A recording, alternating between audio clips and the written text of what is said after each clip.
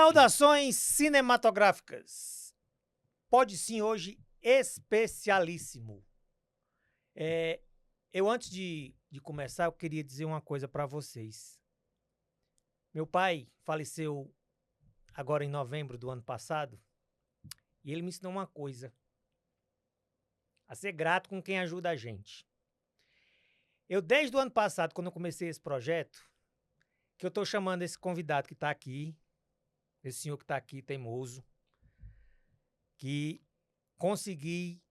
conseguimos juntar os horários para a gente ter esse bate-papo hoje.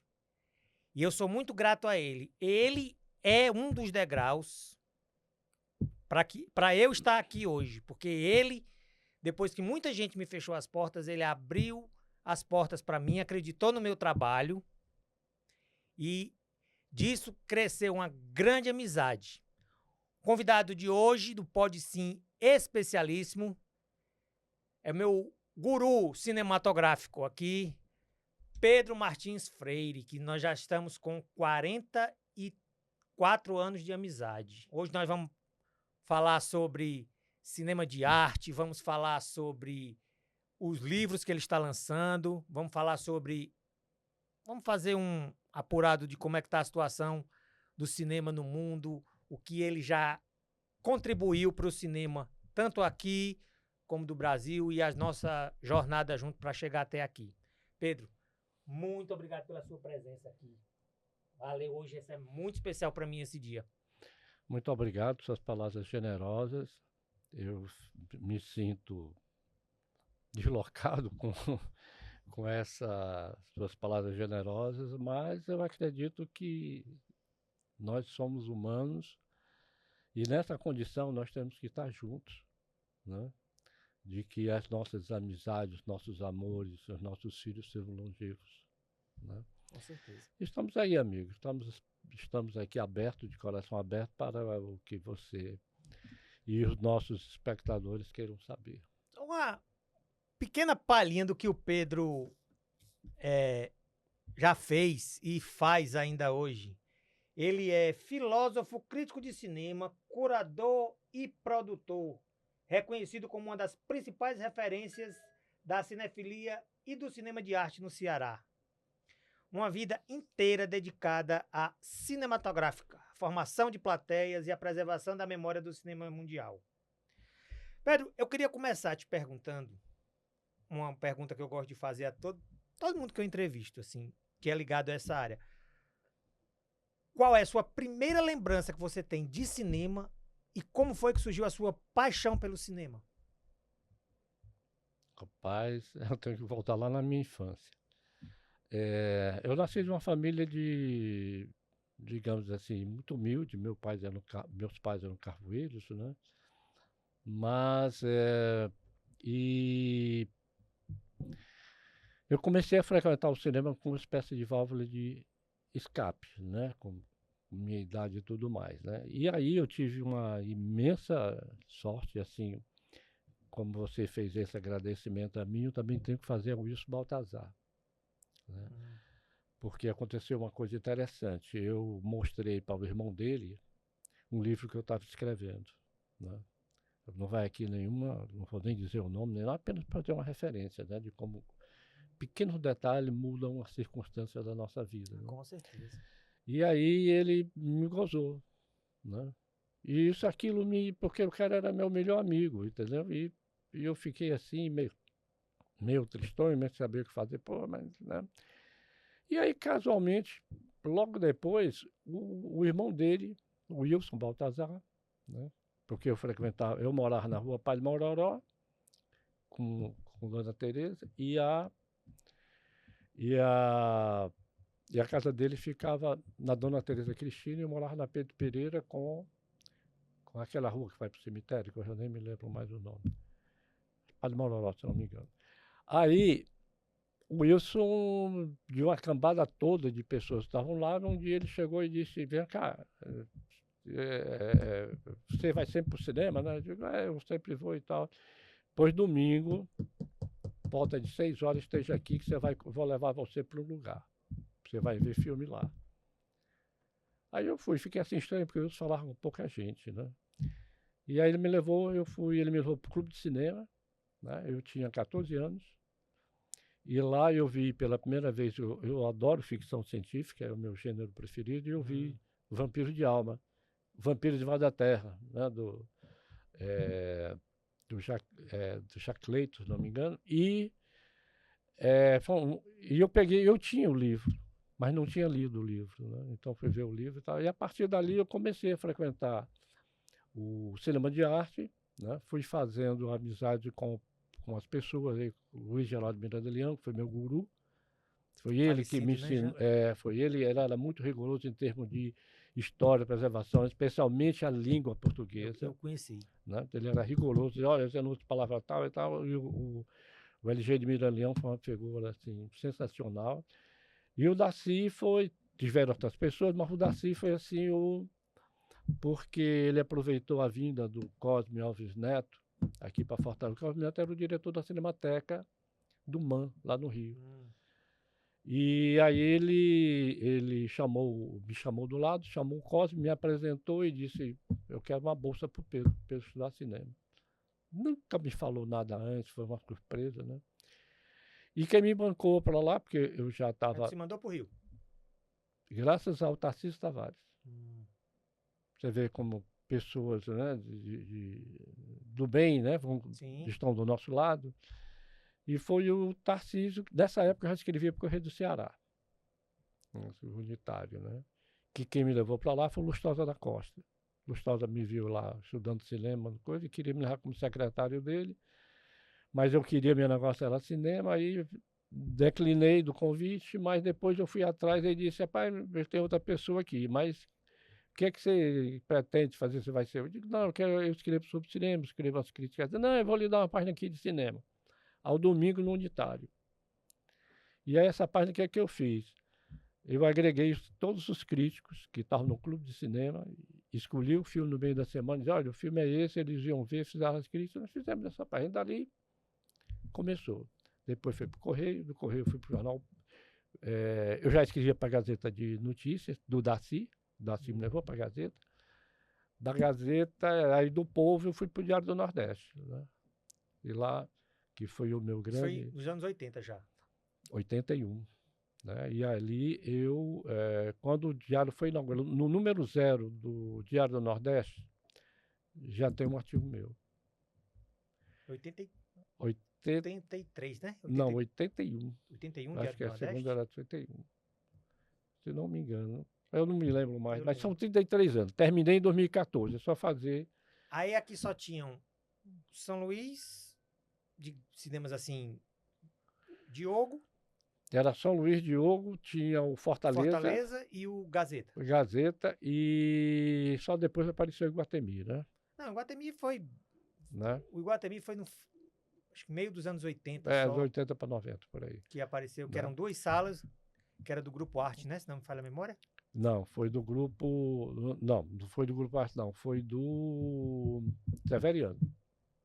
No Severiano foram as 3 salas, mas assim, no Iguatemi, eu tô falando de Iguatemi antes do Severiano Sim, Ribeiro. sim, tinham 2 salas na parte de Na baixo. parte de baixo, E depois exatamente. foi o multiplex, né? É. Que o grupo Arte não aceitou, porque tinha a questão da prioridade, né? Porque não tinha estrutura financeira ou interesse Eu lembro que as de sessões manter eram. as salas, As né? sessões do grupo Severiano Ribeiro eram 1, 3, 5, 7, 9 e a do Arte era 2, 4, 6, 8 e 10 horas da noite. 10 horas Eles da noite. sempre alternavam isso. E aí foi sempre começando, né? Porque a gente, pelo menos aos meus 75 anos, que completei há uma semana, eu vejo o seguinte: a nossa vida, a nossa questão, o nosso progresso vem por estágios. Você passa por um estágio, vem outro, vem outro. Depende de você de crescer. Eu acredito que crescer esteja muito em como você trata e é tratado pelas pessoas. Sinto isso. Com certeza. Né? Você acha que o Clube de Cinema de Fortaleza, naquela época, ele foi decisivo na sua formação para o que você faz hoje, com as amizades que você fazia? Você dizia assim, pronto, os filmes da semana vai ser esse para o pessoal escrever, para se interagir. Isso ou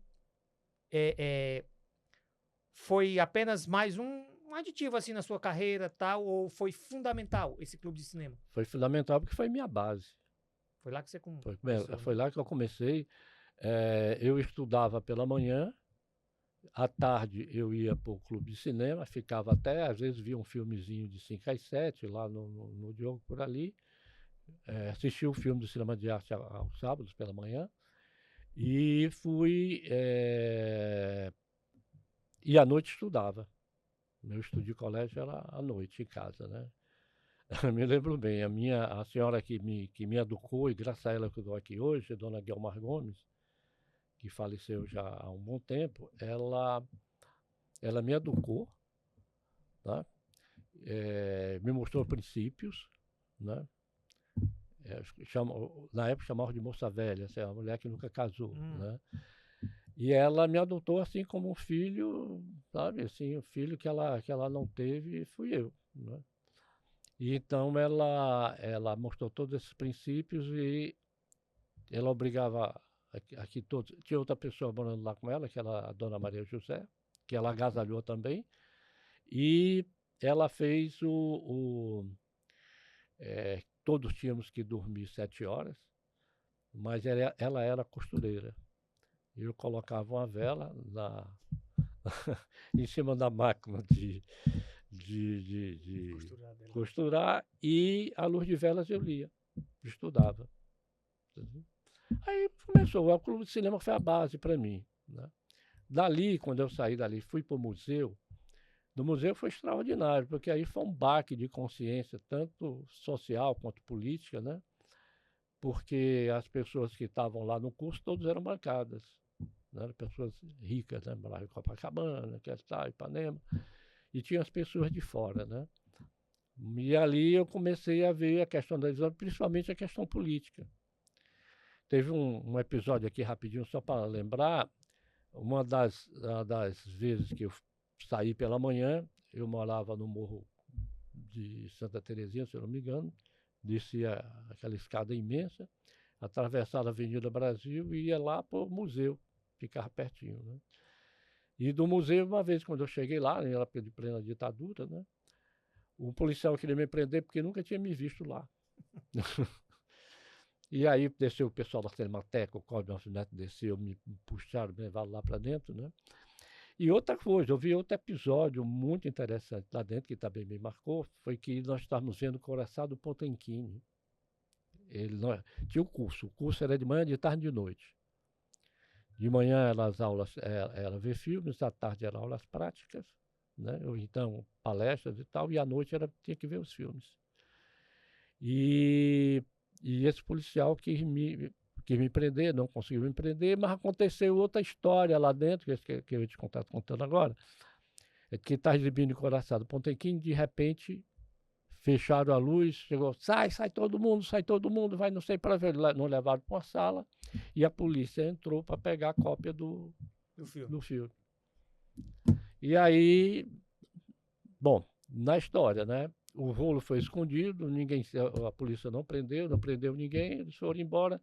Mas todas essas conjunções de acontecimentos foram me dando assim uma consciência social e política, né, da época do que estava acontecendo, né? Isso depois foi repercutindo também no que eu na maneira de escrever. Na maneira de escrever, vendo a nossa sociedade, né? Por isso que eu sempre me preocupei muito em ter essa ideia, né, de funcionamento da sociedade, e isso me veio quando eu passei na universidade, né, nos Padres Capuchinhos, mas tive que deixar porque eu tinha casado com a Soraya, né, e a Soraya Lirira Pinto, que hoje ela é coordenadora do curso de Educação Inclusiva, né, da UES, e é também coordenadora da sala de aula, que atende pessoas com deficiência lá em Pacajus, né? E na época da ditadura, assim, alguns ou eram muitos os títulos que eram barrados aqui, que deixaram de ser exibidos na época e foram exibidos depois? Ou, assim, eram relativamente... Os filmes que chegavam eram exibidos nos cinemas aqui? Olavinho, os filmes eram proibidos antes, né? Quando eles estavam chegando ao Brasil, né? Ao ponto, tem um episódio também interessante, eu estou me lembrando muito desse episódio aqui, do Tarcísio Tavares. Ele foi para a Argentina assistir a um filme, foi Argentina, acho que foi Argentina, não sei se foi Argentina ou foi Uruguai, para ver o filme O Decameron, né? Que tinha sido proibido aqui, ele foi para lá para ver o filme, né? Então, foi Decameron, então teve outro também que ele foi. Então, alguns. E o Tarcísio era uma figura extremamente extraordinária, bom vivant, digamos assim, né? Conheci. E muitos brasileiros faziam isso, não podiam ver os filmes aqui, eles saíam, né? Foi um período difícil, né? Para todos, né? Quando foi que nesse período você percebeu que o cinema ele poderia ser algo mais do que o entretenimento? Por exemplo, que os filmes não eram só para entreter, mas eram também para informar, para alertar, entendeu? Você, uma coisa que você me ensinou é que o melhor crítico de cinema é sempre você. Uma coisa que eu carrego comigo, que você me ensinou. E nas minhas críticas, eu sempre procuro não seguir o que os outros falam, assim, tá entendendo? Eu sempre procuro colocar o meu ponto de vista. Você me ensinou isso, você fez assim, não ligue para o que os outros falam, coloque no papel o que você acha do filme. Então, para você, como foi que você percebeu que o cinema vai além do entretenimento, a mensagem do filme? O conhecimento que ele passa, né? Agora, para perceber o cinema, você tem que ter certa leitura, tem que ter um conhecimento, né? Por isso, ler é fundamental. Eu continuo lendo até hoje, né? Então, ler é a base de tudo, né? Como você conhece as palavras, começa a aprender o português, né? A criar um estilo, né? E teve uma coisa interessante, que na época do Diário do Nordeste, quando eu comecei a fazer a faculdade de filosofia nos Padres Capuchinhos, fiz o primeiro ano e tive que deixar porque a Soraya ficou grávida do nosso primeiro filho, que é o Bruno, né, que hoje é psicólogo, né? E o Bruno e a Soraya, eu passei, se não me engano, 7 anos mais ou menos, um tempo sem voltar à faculdade. Fiz 2 tentativas na UES, mas o nível não era o mesmo dos professores que eu tinha lá. Sim. E eu estudava eu trabalhava no Diário do Nordeste de manhã e de tarde, e à noite eu ia para a faculdade. Eu não resisti, fechei por 2 vezes. Mas na terceira vez, a Soraya chegou. Os dos frades eram muito mais exigentes. Muito mais exigente, muito mais, sabe, assim, de conhecimento, tinha que ter o conhecimento, né? E a Soraya chegou uma manhã em casa, né? Aí foi direto, me chamou assim e disse: olha, tem um negócio aqui para você. Amanhã você vai na UES, é o último dia da inscrição para recuperar a vaga e você volta para a faculdade. Se você não for, vai me desagradar. E eu fui. E eu fiquei assim, sem saber o que fazer, quando eu fui me inscrever, né? E eu perguntando lá, o rapaz, aí, tá tudo ok? Ele se virou para mim e disse: como é que você acha que nós não vamos, a UES não vai receber o Pedro Martins Freire? Cara, isso foi há 20 e poucos anos atrás, eu fiquei assim, né? Agradeci muito, voltei para a faculdade, lá encontrei professores fantásticos, né? Fantásticos professores. O que tinha era pura filosofia. Não tinha essa questão política, né, que tem hoje, ideologia. Sim. Não tinha. Tá? Isso aí lá para aprender mesmo. Emanuel Rocha Fragoso, o Jean Terregen, que era o professor holandês, que estava lá na UES, foi uma das figuras. Ele falava sobre a Grécia Antiga, né? E ele era um professor que ninguém perguntava, ninguém falava nada. E eu sempre fui muito questionador. Aí eu comecei a perguntar a ele, né? E os meus colegas ficaram todos: pô, mas maluco, cara, tu vai falar? O Jean Terregen não gosta de que ninguém interfira, né? E tal. Isso passou no primeiro ano, no outro ano o Jean Terregen continuou sendo meu professor, né? E chegou um dia em que um colega, uma minha levantou a mão, aí: professor, por que o senhor só olha para o Pedro, só responde para o Pedro? Aí ele ficou assim: por que só ele pergunta? você ver como, às vezes, é só uma questão de você ir um pouquinho além, sem além. desrespeitar, lógico, Sim.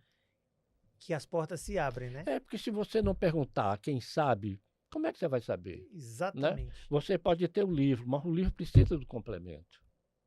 Né? Precisa do complemento. E o complemento pode ser o professor. Quando acho que uma das matérias que eu fiz... Então você vai para o dicionário. Eu lia com o dicionário do lado. Quando uma das primeiras matérias que eu fiz com você, que você não pôde ir, que foi um filme de Star Wars, que eu escrevi a matéria e mandei para você, né?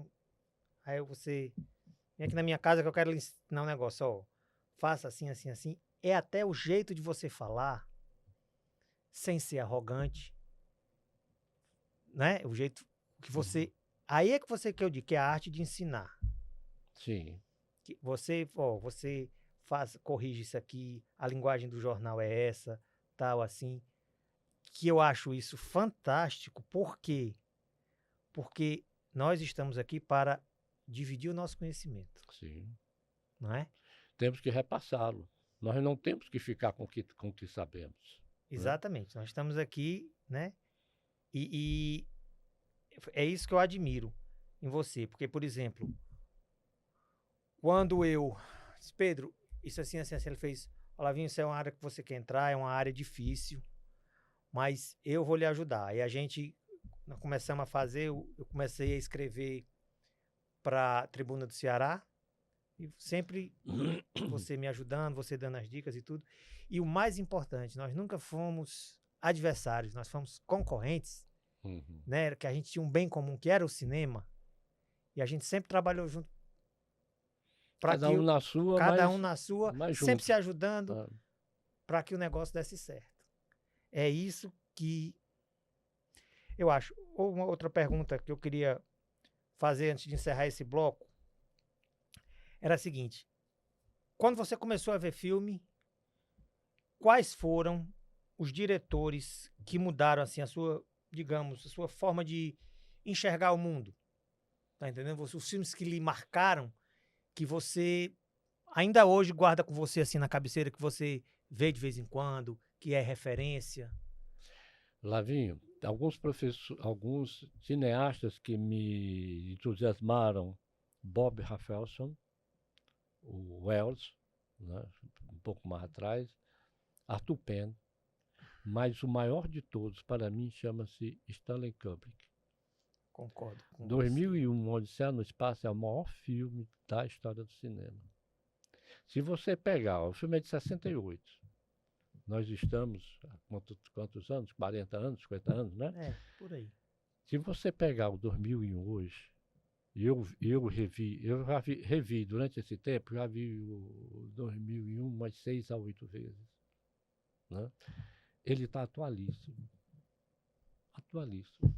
Pois é, eu sempre digo que nós temos público para estes filmes que não têm idade. E ele foi exibido há um tempo no São Luís. São Luís, ele tinha uma programação bem legal desses filmes. E quando eu vi 2001, eu vi na programação 2h da tarde, o filme ia ser 4. Eu doidei para ir assistir. Aí meu filho, papai, o que é isso? Eu digo, se você quiser ir comigo, você vai ver o que é um filme bom. E ele... Foi ele que te levou para ver 2001? Eu fui com ele, porque ele estava passando... Fui ele, vi King Kong, o de 76, com a Jessica Lange. Passava no São Luís, ele mudou a programação deles lá, eles passavam e tinha público. Sabe? E eu sempre digo, esses filmes antigos atraem público. Eu não sei por que essas redes exibidoras, quem faz, por exemplo, o Cinemark faz muito isso, mas o Cinemark não tem aqui. Sim. Em São Paulo, sempre tem. O UCI faz uma vez por ano. Isso devia ser todo mês. Assim, o UCI exibe uma vez por ano, exibe clássicos do cinema e sempre exibe ou Titanic ou Interestelar, que é um filme que ele sempre exibe porque sempre dá público. Mas normalmente tem Contatos Imediatos, Caçadores da Arca Perdida. Uma vez eu estava, se não me falha a memória, foi em Recife. Estava passando Top Gun, que está passando agora de novo. Eu fui rever. Eu revi no cinema Superman, um filme. É porque é o seguinte, o cinema hoje está preferindo fazer remakes. e esses filmes ficam esquecidos. Ó, sobre 2001, uma coisa importante, eu tinha lido o livro do Clarke, Arthur C. Clarke, né? E só tem um pedacinho do livro que está no filme. O resto tudo, o Kubrick modificou tudo, né? E foi a primeira vez que um filme, pelo menos ficção científica que eu vi, ele juntou o conteúdo cósmico com a espiritualidade. Sim. Ele junta as duas coisas. E bem. A cada vez que você vê o 2001, você vê mais. É como você lê, é como você lê O Pequeno Príncipe. Cada vez a interpretação é diferente. Foi outro livro marcante que eu li, né? Não é? O livro de 2001, ele é um livro filmável. Eu sempre digo que O Pequeno Príncipe é um livro infilmável. Mas já teve... Horrível, não? Eu detestei as versões que teve. Mas tem uma animada francesa que é uma sensação. Você não conhece? Não. Eu passei lá no Cinema de Arte. Eu não conheço essa daí. Eu passei no Cinema. Agora tem um livro que até hoje eu espero ser filmado, que é, para mim, em termos de literatura, na ficção científica, é o maior livro de todos. Chama-se Cidade. City. Ele não tem nas livrarias do Brasil. Ele foi... Qual é a língua original dele? É inglês, é do Clifford Simak. Então, Simak, S-I-E-M-A-K, né? Clifford. Então, o Cidade, peguei uma matéria no jornal dos Estados Unidos e eles estavam discutindo vários livros que seria infilmável ou não, filmável ou não, né? O City foi considerado um livro infilmável. Então, eu recomendo quem puder, a editora Argonauta, tem uma coleção Argonauta de Portugal, que publicou o livro. E esse livro está circulando. Eu tenho esse livro, tá? Eu não o empresto. Mas se você disser, Pedro, eu quero uma cópia, eu tiro e te dou. Pois eu quero uma cópia. Um adendo aqui sobre 2001, já que a gente está falando desse clássico, a Warner, ela tem um bunker, não sei se você sabe dessa história, nos Estados Unidos, que ela guarda os principais filmes dela para um caso de um hecatombe nuclear. Havia um apocalipse aí. E eles foram ver como é que estava esse bunker, foram lá investigar e acharam vários minutos a mais de 2001. Porque o Kubrick fez uma... Aí foram a viúva do Kubrick, né? E ela, achei engraçado, engraçado não, interessante. Ela disse assim, ele disse exatamente que isso ia acontecer. Vocês viriam aqui para pedir autorização para isso. Não é para mexer. Enquanto a obra dele, aquela é para ficar aquela. É a definitiva. É a definitiva. Não é para acrescentar nada, não é para tirar nada. A obra é a definitiva. Enquanto os direitos estiverem conosco, ele é imexível, digamos assim. Eu achei isso fantástico. Diferente do que aconteceu com Contatos Imediatos, né?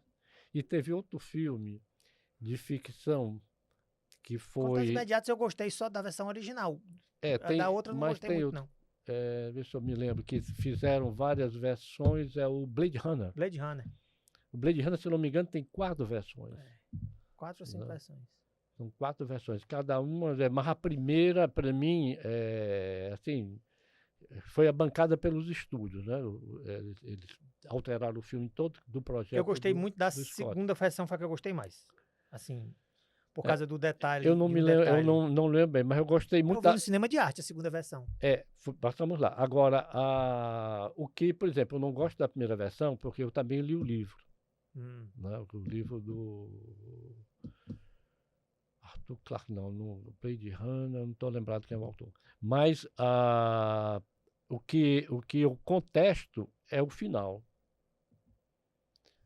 Se a Terra está naquele problema, todo tempo chovendo, tempestades e tudo mais, como é que teria que encerrar o filme no campo, no meio de uma área rural, o casal andando de carro?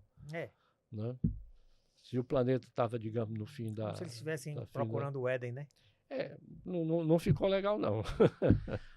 Vamos dar uma paradazinha agora para tomar uma aguinha, certo? A gente volta em 1 minuto. Não esqueça de dar o like, acionar o sininho, se inscrever no canal. toda sexta-feira, meio-dia, tem vídeo novo aqui no canal. Ok? A gente volta com esse bate-papo maravilhoso aqui no Pode Sim com Pedro Martins Freire. Ok? Que é um minutinho, a gente volta.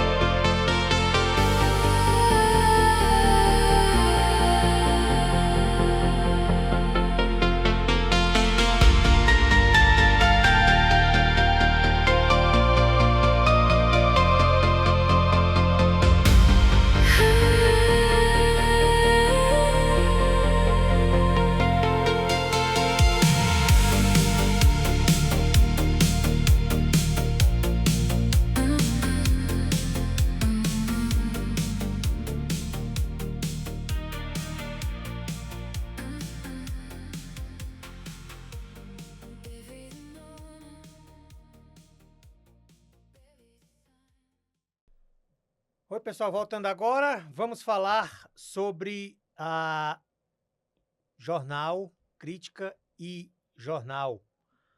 Como era fazer crítica nos jornais impressos na época que você começou a escrever nos jornais. Você chegou a fazer rádio também? Não, né? Não, fiz TV, na TV Ceará. Fez TV? Foi, na TV Ceará. Tinha um programa lá em que eu escolhi os filmes.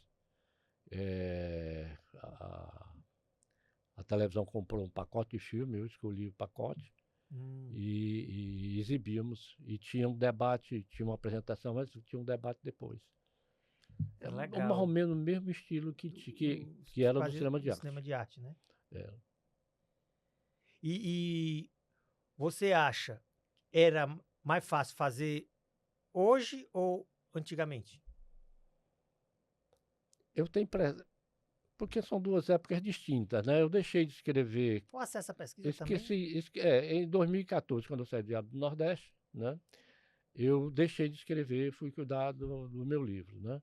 Mas a época, assim, teve um episódio seguinte. Quando eu passei a fazer a faculdade, eu comecei a perceber, a faculdade de filosofia, eu comecei a perceber que o que eu estava fazendo não era o ideal, né? E eu quis colocar a filosofia dentro dos meus textos. O Anderson Sandes, José Anderson Sandes, que foi meu editor, né? Conheci ele. Felizmente partiu muito cedo o Anderson, né? Ele era contra. Não, você tem que ver sobre o filme pelo filme. E eu estava lendo um livro do Frodon, Jean-Michel Frodon. E ele dizia que o cinema passava obrigatoriamente por dentro da filosofia. Eu também acho. Né? E eu comecei a ver isso, a ver o cinema sobre esse viés, e passei a escrever assim. O Anderson não concordou. Não, tem que falar do filme pelo filme, produção, tal, tudo mais. Eu digo, mas ele vai além. Ele está ainda sempre além. Não, mas não pode. Até que um dia eu cheguei lá, aí eu era muito amigo de uma livraria lá no centro da cidade, e ele me apresentou o Cinema 1 e Cinema 2 do Gil Deleuze. E aí foi que complementou. Aí eu juntei o texto, aí eu digo, vou levar para o Anderson. Aí levei para o Anderson o livro do Frodon e o livro do Deleuze, Cinema 1 e Cinema 2. E aí mostrei para ele, olha, está aqui, tu quer levar, tu lê, mas o que é que ele diz? Eu quero escrever o que esses caras dizem. Eles estão dizendo que o cinema é filosofia, e o Deleuze diz que o cinema expressa a realidade. Se ele expressa a realidade, ele não pode ficar dentro do filme. Ele sai, ele vai para a sociedade, ele vai para a ciência, vai para a religião, vai para a espiritualidade e tudo mais. Como é que você vai falar de 2001 se não fala de espiritualidade? Está lá. Né? Você pode não perceber, mas está lá. Né? Então, aí eu convenci. Então, aí eu passei a escrever. Não é argumento. Você mostrou a ele que o que você queria fazer dava certo. Foi. E isso me foi muito grato, porque a Maria do Rosário Caetano era uma pessoa muito dos festivais, né? E ela leu alguns dos meus artigos, né? E quando ela veio a Fortaleza para os festivais, para o Cine Ceará, ela fez questão de falar comigo, me elogiou muito, né? Disse que meus textos eram diferentes, né? E eu passei a ir para os festivais. Você acha hoje que Não? a crítica ela perdeu espaço assim para o imediatismo da internet?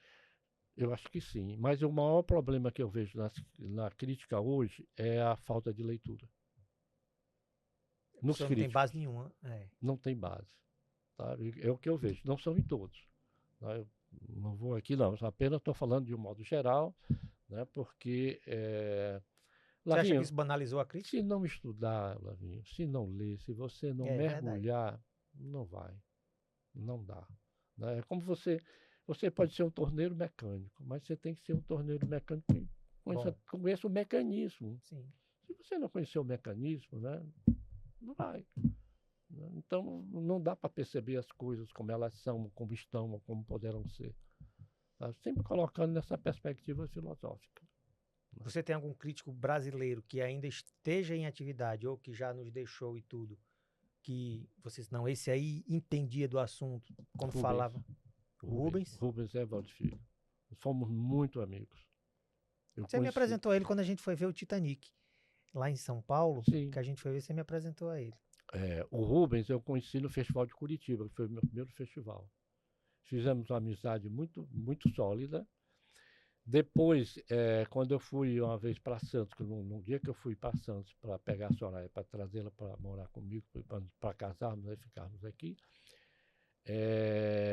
eu fui de carro com ele e o companheiro dele, né? Uhum. Então nós descemos aquela famosa Estrada de Santos, né? Conversando sobre cinema e sobre as coisas da vida, de como o cinema mexe conosco, como o cinema nos motiva, como o cinema nos faz ver perspectivas. É. Né? Todo Então mundo foi muito. tem um filme que já viu, mesmo quem não gosta de filme, se lembra de um filme que já viu, que marcou e tudo. Eu gostava muito das críticas, eu não li nenhuma crítica, mas o Zé Vilker também entendia Sim. bastante de cinema, eu gostava muito dos comentários dele na época do Oscar, mas eu nunca li nada do que ele escreveu, né? Uhum. E qual é a diferença que você faz? Que você acha que hoje tem mais críticos ou comentaristas? Eu acho que são mais comentaristas do que propriamente críticos. Tá? Lamento dizer isso, É, né? Eu tenho que ser sincero. sim, Eu com não certeza. posso esconder as coisas. Eu não leio mais críticas. Tá? Nem daqui nem de fora. Eu não leio mais crítica de ninguém. Tá? O que eu faço hoje, que vamos falar isso depois, né? É fazer as pesquisas e muito mais trabalhos literários sobre cinema, essas coisas, isso aí eu leio. Mas críticas de filme eu não vejo. Me decepcionei muito já de uns anos para cá, lendo comentários, vendo o filme, e ver que a mesma, a- assim, aquilo que muitas vezes escreve não consta no filme. Tá? Pode ser uma visão tosca, alguma coisa, então eu prefiro não me magoar com isso. Isso aí que você diz, eu concordo, porque, por exemplo, tem vezes que toda semana eu sou convidado para ir para uma cabine para você ver e o pessoal reclama que quer queiramos, quer não queiramos, tem preconceito com o Nordeste. Sim. Porque, por exemplo, hoje a Disney não faz cabine no Nordeste dos principais filmes dela. Faz de uma animação aqui, outra ali, sabe? Mas os filmes dela, por exemplo, esse que vai estrear agora, um filme grande, ela não faz. Aí, quando faz, o pessoal vai para ver o filme antes do que todo mundo, sabe? Uhum. E não escreve. Eu digo, como é que vocês querem que a distribuidora, o que é que a distribuidora ache, enalteça o nosso trabalho se ninguém escreve? São poucos os que escrevem. É interessante esse aspecto hoje, que deveria ter havido evolução, né? Por exemplo, eu fui convidado para, não digo centenas, mas dezenas de cabines em Rio e São Paulo. Né? E eles pagavam passagem, pagavam Eu hospedagem, lembro. sabe? Nós vimos o filme, foi ali que eu me enturmei com muita gente, com o Merten, né? Luiz Carlos Merten, que felizmente já partiu também, né? Mas, era um tempo muito diferente do de hoje, né? Existia um cuidado, existia um respeito pelo crítico, né? Nós éramos muito bem recebidos, né? As salas de cinema, as cabines, você aqui nos ofereceu água, tinha mais alguma coisa, entendeu? Então tem sempre isso se perdeu. Eu tenho a impressão que a pandemia mudou mais do que poderíamos perceber. O cinema teve que ser reinventado depois da pandemia. Sim. Eu também E acho até isso. hoje o cinema não se ergueu. Eu tentei retornar com o cinema de arte em 2022. E a resposta da Cinépolis foi que não tinha condição, porque só quem estava indo para o cinema eram os jovens, eram os meninos. O pessoal de 40 para cima não estava mais indo. Ia aí um ou outro. Não tinha aquela frequência que tinha antes, aquele amor que tinha, não tem mais. Porque você tem um streaming em casa, você paga né, R$60, você tem a programação de filme. E ainda tem a briga que eu acho justa do governo, de gente que não paga, compra aqueles boxes e tem tudo que tem e não paga e assiste, e a confusão tá aí no meio do mundo. Mas isso não acaba, não. Não vai acabar. Muda de canto. Vai ser uma luta em glória, porque eles vão sempre mudar. É verdade. Não. Você acha que hoje ainda existe espaço para crítica séria no Brasil? Um trabalho que você fazia, que eu estou tentando fazer? Porque eu tive uma constatação. Várias e várias pessoas veem as minhas críticas que eu mando, que a gente avisa e tal. Uhum. Poucas delas leem a matéria. Elas veem o filme e veem a nota que a gente dá. Uhum. Né? Para saber se eu vou, se eu não vou, eu digo... não lê. Quase 70% eu fiz, eu vi, eu falei com todo mundo, falei mesmo. Uhum. Não, só lê a manchete, vê a nota. Poucos se a nota for boa, eu vou. Se a nota não for boa, tchau. Aí tem também uma pequeníssima porcentagem daqueles que eu dei uma nota baixa, aí tu fez, rapaz, por que ele deu essa nota baixa? Vai ver o que é que eu não gostei, e é uma porcentagem menor ainda que vai ver o filme. Não, mas como também você com certeza já deve ter passado por isso, que não existe unanimidade, né? A gente às vezes vai para um filme e todo mundo gosta, quando eu digo que eu não gosto, eu digo, será que eu vi o mesmo filme que vocês viram? Porque a gente vê o filme... Porque a visão é pessoal, né? Exatamente. Pessoal. Lavinho, aí, quando você, na introdução da sua pergunta, me veio logo o seguinte, a questão da crítica é estritamente pessoal, né? É a sua formação, a leitura que você tem, o nível cultural que você tem, se você gosta de ler. Por exemplo, o tema, sabe? O tema, você pega o tema, você vai ver um filme, você não pode ficar restrito só ao tema, você vai para o dicionário, você vai para o livro saber o que é que aquilo, né? O significado, o que é que tem, qual é a essência de alguma coisa ali. Você tem que fazer isso. E uma coisa que está acontecendo comigo, que eu achei que não iria acontecer, porque você falar de um filme que você gostou é muito melhor do que você falar de um filme que você não gostou. Comigo está acontecendo o contrário. Os filmes que eu não gosto, eu estou tendo mais facilidade de falar do que dos que eu gosto. Eu não sei por que isso está acontecendo. Eu sei que isso está acontecendo. Mas é uma boa coisa. Não vai pensar que é ruim nem se preocupar com isso, não. Eu sei. Vai na toada. Eu estou achando isso interessante, porque um filme que eu vejo que eu não gosto, eu falo às vezes mais do que um filme que eu gostei. Às vezes eu me esqueço de falar algum elemento, eu complemento a matéria depois. Porque eu sou muito crítico comigo mesmo. Eu escrevo a matéria, publico, né, mando para o pessoal, as produtoras que convidaram a gente. Aí eu tiro um dia, às vezes, só para ler o que eu já escrevi. Eu digo, rapaz, podia ter ficado melhor, né, podia ter ficado assim. Aí você vai lá, corrige. Depois aparece alguma coisa. Por exemplo, o que eu escrevi agora sobre o Diabo Veste Prada, que eu estava dizendo aqui pro Foca. Na época que a gente escreveu, que foi antes do filme estrear, você não tinha alguns números, algumas coisas sobre o filme. Aí depois você vai, aí você escreve mais, faz uma matéria mais apurada, faz uma matéria melhor. Eu sou muito crítico com isso.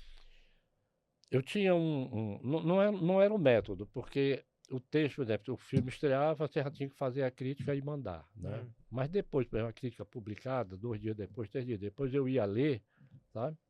Aí eu via que estava faltando coisa. Porque aí se você escreve, por exemplo, na escrita dos meus livros, eu escrevo um texto hoje, deixo aqui. 5 dias, 6 dias depois, um mês depois, eu vou. Casualmente vou lá, porque há uma citação no filme, digo, escrevi sobre esse filme, estava lá. Você vê que tem coisas faltando. Sim, Né? Então, vai lá e coloca. Mas é isso, Alavinho, é a circunstância. O interesse é esse mesmo, é você continuar na toada, escrevendo, meu filho. Vai errar, somos humanos, somos perdoáveis. Eu sempre fui defensor, como eu já lhe disse, do filme Fora do Circuito. O filme, quando passa no circuitão, todo mundo vê, né? Você hoje aqui, os filmes fora do circuito, você só tem... No streaming. Não, eu tô dizendo assim, de exibição, de sala de cinema, você só sim. tem hoje o Dragão do Mar. Sim. Que é o circuito alternativo. Sim. Que era o que você trazia para o cinema de arte. Ou você trazia, por exemplo, como eu disse para você, que o primeiro filme que eu vi foi Christine, o Carro Assassino, eu vi no cinema de arte do Center 1, que é um filme que a gente não tinha muito acesso à informação nos anos 80, nos anos 90. Era a revista que saía uma vez por mês. E muitas vezes as informações já estavam desatualizadas. Eu tinha lido, tinha, né, acompanhado e tal. Quando um filme desse vem, passa no cinema, aí você sai correndo para ver e tudo. É por isso que eu digo que eu acho que esses filmes deviam ter uma frequência maior de exibição. O circuito deles devia ser maior. Olha, quando eu tentei em 2022 voltar com o cinema de arte, o Eduardo Chang, que é o diretor de programação da Cinépolis Espeto, tem um problema sério. O cinema não voltou como era antes, depois da pandemia, né? E não vai voltar. Quem frequenta o cinema de arte é o público que ama cinema. Esse público não está mais saindo de casa. Tá? Ele está com streaming, está com isso, aquele, o cinema de arte está inviável. Eu desisti. Aí eu peguei, ofereci o cinema de arte, que ele deve voltar. Ele deve voltar com o Duarte Dias, lá no Cine São Luís. Eu passei os direitos autorais. Eu soube até que um cinema lá do Del Passeio estava já preparado com placa, não sei o que, cinema de arte. Eu liguei para eles, não pode. A marca é registrada, a marca eu pago o registro, né? Todo anualmente eu pago a marca e vocês não podem usar. Tá? Então tem um direito. Aí eu peguei, passei para a Academia Excelente de Cinema, passei para o Regis. Aí depois de estar com o Regis tentou, não sei se ele tentou alguma coisa lá no Benfica, com o João Soares Neto, mas aí não resolveu. Aí o Duarte me ligou, eu digo, Duarte, eu vou fazer o seguinte, eu vou conversar com o pessoal da academia, se ele não quer fazer uma parceria com você, e aí você faz o São Luís lá. Mas aí é fazer a parceria sua com a Academia Excelente de Cinema lá do Regis Frota Araújo. Né? Aí foi feito, o Regis passou, né? Eu liguei para o pessoal do direito, lá da marca do Registro, né? Dos direitos autorais, falei com o Duarte, Duarte, tá aqui o boleto, pague, já coloque no seu nome, assinei, mandei lá para eles e ficou tudo ok. Já era para ter entrado em, acho que março, não sei o que aconteceu, até ligar para o Duarte. Eu não sei se você concorda comigo, mas eu acho que mudou quem fazia programação do Cine São Luís e tudo, porque, como eu lhe disse, eu vi 2001 de novo lá, esses clássicos e tal, tudo bem. Eu acho que o Cine Teatro São Luís faz um trabalho bem legal de exibição desses filmes. Pessoal, esse filme agora que o Reginaldo Faria veio para cá, foi exibido lá agora e tal. Mas a programação não é divulgada. Ele é divulgada para um nicho, eles não colocam esses filmes clássicos, porque nada melhor do que você, do Cine São Luís, na época áurea do cinema, você passar esses filmes lá. Eu acho muito mal divulgado. Eu não sei se você concorda comigo. Eu não sei, Lajinha, mas eu fazia o seguinte, eu tinha um método. Eu tinha acesso aos jornais estrangeiros. No Pois é. processo do livro, o que é que eu fazia? Quando Hollywood lançava um filme, quando a França lançava um filme, etc., eu começava a acompanhar. Aí, meu contato com as distribuidoras, eu sempre pedia a ele, o que é que vocês estão comprando? Aí ele mandava a relação. Califórnia, o Jair Nogueira lá da Califórnia, o cara maravilhoso, sensacional. Ele mandava toda a programação dele. Eu digo, esse filme eu já quero, esse filme eu já quero. Entendeu? Sim. Era a mesma coisa com o Thiago Pérez lá na Disney. Todas as pessoas me mandavam a programação. Eu já começava a abrir as pastas, abria uma pastazinha e começava a botar o material desse filme dentro da pasta. Quando Você ele me mostrou chegava, essas pastas na sua casa. quando Eu o filme lembro. chegava ao Brasil, eu já estava sabendo do que era o filme, se tinha recebido, se não tinha. Né? Era uma época que tinha os conselhos de cinema, na Sim. França, nos Estados Unidos e tudo mais, e eu já colocava o material do IMDB, tudo, já colocava sobre o filme. Aí eu sabia, olha, esse filme vai, esse filme não vem, então eu já fazia minhas escolhas, entendeu? Não sei se esse método ou se esse processo, é, digamos, é o adotado pelos programadores, pelos curadores, né? No caso, né? Então cada um tem seus métodos, eu não sei. Eu, em função dos meus livros, eu me afastei da questão do circuito, né? Eu tenho streaming em casa, mas raramente vejo um filme ou outro. Perdi o Avatar no cinema, porque eu estou morando lá em Cascavel. Cascavel é um sítio, eu tenho condição de trabalhar melhor, né, e tudo mais. Mas eu não vejo streaming, por exemplo. Eu gostaria muito de ver um filme, eu perdi o Avatar e agora eu vou ter que ver no streaming. Tem uma televisão grande, mas não é a mesma coisa. É, com certeza. E eu vejo se você concorda comigo. Eu sempre digo, na, tanto nas minhas gravações para rádio, quanto nos meus comentários, que o filme mais difícil que eu acho de comentar, aí me perguntaram, tem um filme difícil para comentar? Eu digo, não. O filme que é mais, não vamos dizer difícil, que eu encontro mais dificuldade de conseguir material é o cinema nacional. Sim. Esse é um problema crônico. Pronto, Problema crônico. pronto. Não era para ser assim. Não era para ser assim, porque, por exemplo,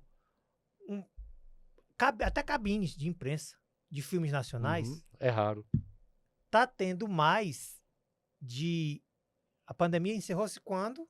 2021, 22. 22. 24 para cá que tá tendo mais cabines de filme nacional. É quando tá tendo. Mas não tem. Eu acho que o próprio vilão do cinema nacional é o cinema nacional. Ele não se ajuda.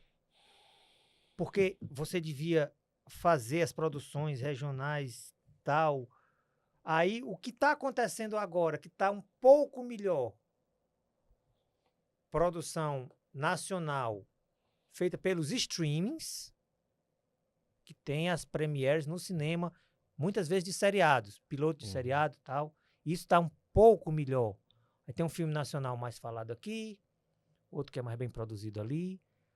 Mas a grande maioria, e toda semana, se você for levar a rigor, estreia um filme nacional. Mas nem toda semana estreia aqui no nosso mercado local. Entendeu? Eu acho isso... Eu fico triste com isso. Será que... Porque é o seguinte, na época em que eu programava o cinema de arte, era independente. Eu escolhi o filme que realmente eu queria e era o que... a transportadora era parceria com o cinema de arte, não era com o cinema. E nós trazíamos o filme e a escolha era nossa. Mas eu vi, por exemplo, muitos filmes que, digamos, poderiam entrar no circuito e não eram. Às vezes é uma escolha do próprio circuito, do próprio cinema não trazer. Depende. Tem filme, por exemplo, que eles não acreditam que vai dar bilheteria. E, de repente, o filme dá bilheteria. Tem outros que acham que vai ter uma grande bilheteria e não tem. Um exemplo claro disso foi um filme chamado Verdade e Traição, que nós recebemos o convite, os críticos receberam o convite da Cabine Virtual. Cabine Virtual, eles mandam um código, você assiste o filme em casa, um filme passado na Segunda Guerra, tem até no loucoporcinema.com.br, narra a história do primeiro condenado à morte porque estava divulgando a verdade sobre os crimes nazistas na época da guerra. Um filme muito bonito, muito legal. Um elenco desconhecido e tal. Esse filme foi exibido durante uma semana numa sala aqui, em um cinema, às 9 horas da noite. Eles têm isso. Eles têm isso. Mas é porque eles já fazem uma previsão de que o filme não vai dar certo. Eles não podem saber, né? Digamos, é um filme de arte. Né? Então eles consideram um filme de arte, então vamos colocar para quem se interessa, quem não se interessar. Entendeu? É isso, rapaz. É o jogo, é o sistema exibidor. Né? Quem também falou disso que eu estava entrevistando foi o Halder Gomes, que disse que é difícil você brigar com quem tem mais poder. É difícil, não é uma luta em glória. Não completamente não dá certo. desigual. Você acaba fechando o canal. O canal que eu digo é a relação que você você tem com o cinema, daqui a pouco você não quer mais exibir seu filme. E você acha que durante o tempo que você exibiu o cinema de arte, você sempre teve o público fiel ou o público foi mudando? Você acha... Porque eu sempre eu gosto de mostrar para o público mais jovem, que gosta dessas coisas mais dinâmicas, mais rápidas, eu digo, veja tal filme. Veja um filme dos anos 70 e compare com o filme dos anos 80, compare com os filmes dos anos 90 e compare com os filmes de hoje. Para você ver como é a narrativa, como era naquele tempo e como é hoje. Você acha que o público sempre foi o mesmo do cinema de arte? Ou ele tem esse pessoal mais jovem se interessava por esses filmes mais de fora do circuito? É uma questão de geração. Quando eu comecei o cinema de arte nos anos 80, o público era fiel. E eu percebi que tinha que colocar uma outra coisa dentro do cinema de arte para ampliar o seu público. Eu criei o projeto Cinema Escola. O projeto Cinema Escola fui eu que criei aqui em Fortaleza. Que legal. E nós começamos no Iguatemi. Eu quis começar lá no Gazeta, mas não deu certo. Mas do Gazeta para o Iguatemi e para a Cinep aconteceu o seguinte, o público era fiel e começou, e quem era o público mais jovem eram os filhos ou da família daqueles que frequentavam. Sim. Né? Também veio o pessoal da faculdade. O projeto Cinema Escola também ampliou o público, mas era um público seleto. Assim, já conhecia as pessoas, já sabia como é que era.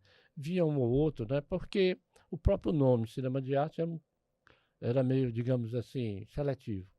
Né? E você, quando o cinema de arte chegou, já agora, digamos, antes da pandemia, eu notei que o cinema de arte está com um público menor. Né?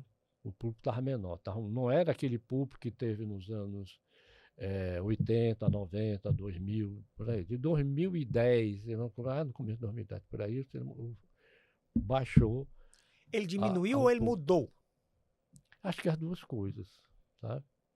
Mas por quê? Porque o que nós exibíamos lá no cinema de arte eram filmes praticamente desconhecidos. Não era aqueles filmes que tem grande bilheteria, divulgação e tudo mais. Né? E teve outra coisa. Dentro do que você falou, você vê a diferença do cinema do passado com o cinema do presente, que no fundo é isso que você está fazendo. Procure ver os remakes. Não, Não, eu estou falando assim, eu sei. Para quem está nos assistindo, né? Procure ver o remake. Por exemplo, o Diabo Veste Prada, né? Procura ver o original e ver o de hoje. E aí você faz uma comparação. Vê o que aqui não tem, o que aqui não tem. Eu não vi esse recente, né? Talvez eu vá assisti-lo. Mas o que eu vejo é que o seguinte, o cinema, em relação ao passado, o cinema mudou. O cinema tem uma montagem mais rápida, o filme pode ser mais frenético, né? Hoje tem muito do Tio Oscar, agora fez uma coisa que eu já há algum tempo intimamente eu questionava, né? Que era a questão dos efeitos especiais. Né? E agora com a IA podia criar qualquer coisa. O City, por exemplo, hoje é filmável. Você tem IA, né? Pode filmar. E então Isso é uma diferença muito grande, Lavinha. Chama-se tecnologia. Porque o cinema, um grande aliado do cinema, você sabe quem é? É a ciência. Sim. Sem a ciência, o cinema não progrediria, entendeu? O meu grande questionamento é porque a ciência sempre foi. E você veja, vamos pegar aqui um filme que teve um remake atual, A Profecia. Veja o original de 76 Uhum. e veja a nova versão dos anos 2000. É uma diferença gritante. É a mesma história, os mesmos nomes, os mesmos personagens. A de 1976 dá de 3 milhões e 20 mil a zero para essa daqui. Porque essa daqui tem concessões. Ela faz concessão para o público, e essa aqui não fez. Esse aqui, a trilha sonora, você vê aquela coisa que lhe envolve. Esse aqui eu saí com ódio do cinema quando eu fui ver essa versão Essa nova. versão de 76, teve gente que desmaiou no cinema. Eu tenho história, porque ele foi proibido em alguns países. Eu tenho já o material dele, se eu estiver vivo até lá para chegar aos anos 70, né, vai contar a história de que aconteceu. Eu tenho tudo isso guardado. Teve gente que desmaiou no cinema, teve gente que resolveu cortar cenas, fazer bagaço por aí, entendeu? Eu não acredito que essa nova versão, que hoje existe concessão para o público. Os filmes fazem muito mais concessão, né? Estou um tempo afastado, mas eu percebo isso, né, em alguns filmes. Então, essa é a diferença. Talvez, Lavinho, daí seria um caso de investigar, de ver uma coisa. Eu acho que a autenticidade está mais no cinema do passado do que no cinema de Com hoje, certeza. apesar dos efeitos especiais. Né? Outro, para mim, até hoje, em matéria de filme de terror, nenhum bateu o Exorcista original. Uhum. Né? Aí uma vez me perguntaram, você já deu alguma nota 0 na sua vida? Eu disse, uma. Foi para esse último filme do Exorcista.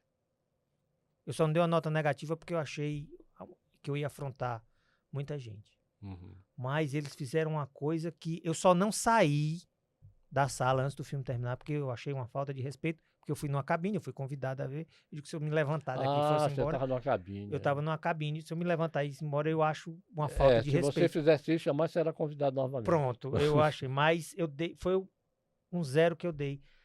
Eles não têm, eles não têm, assim, o respeito do original. Uhum. É a mesma coisa que eu digo, como nós vamos fazer um filme de um seriado dos anos 80. Você expressou bem.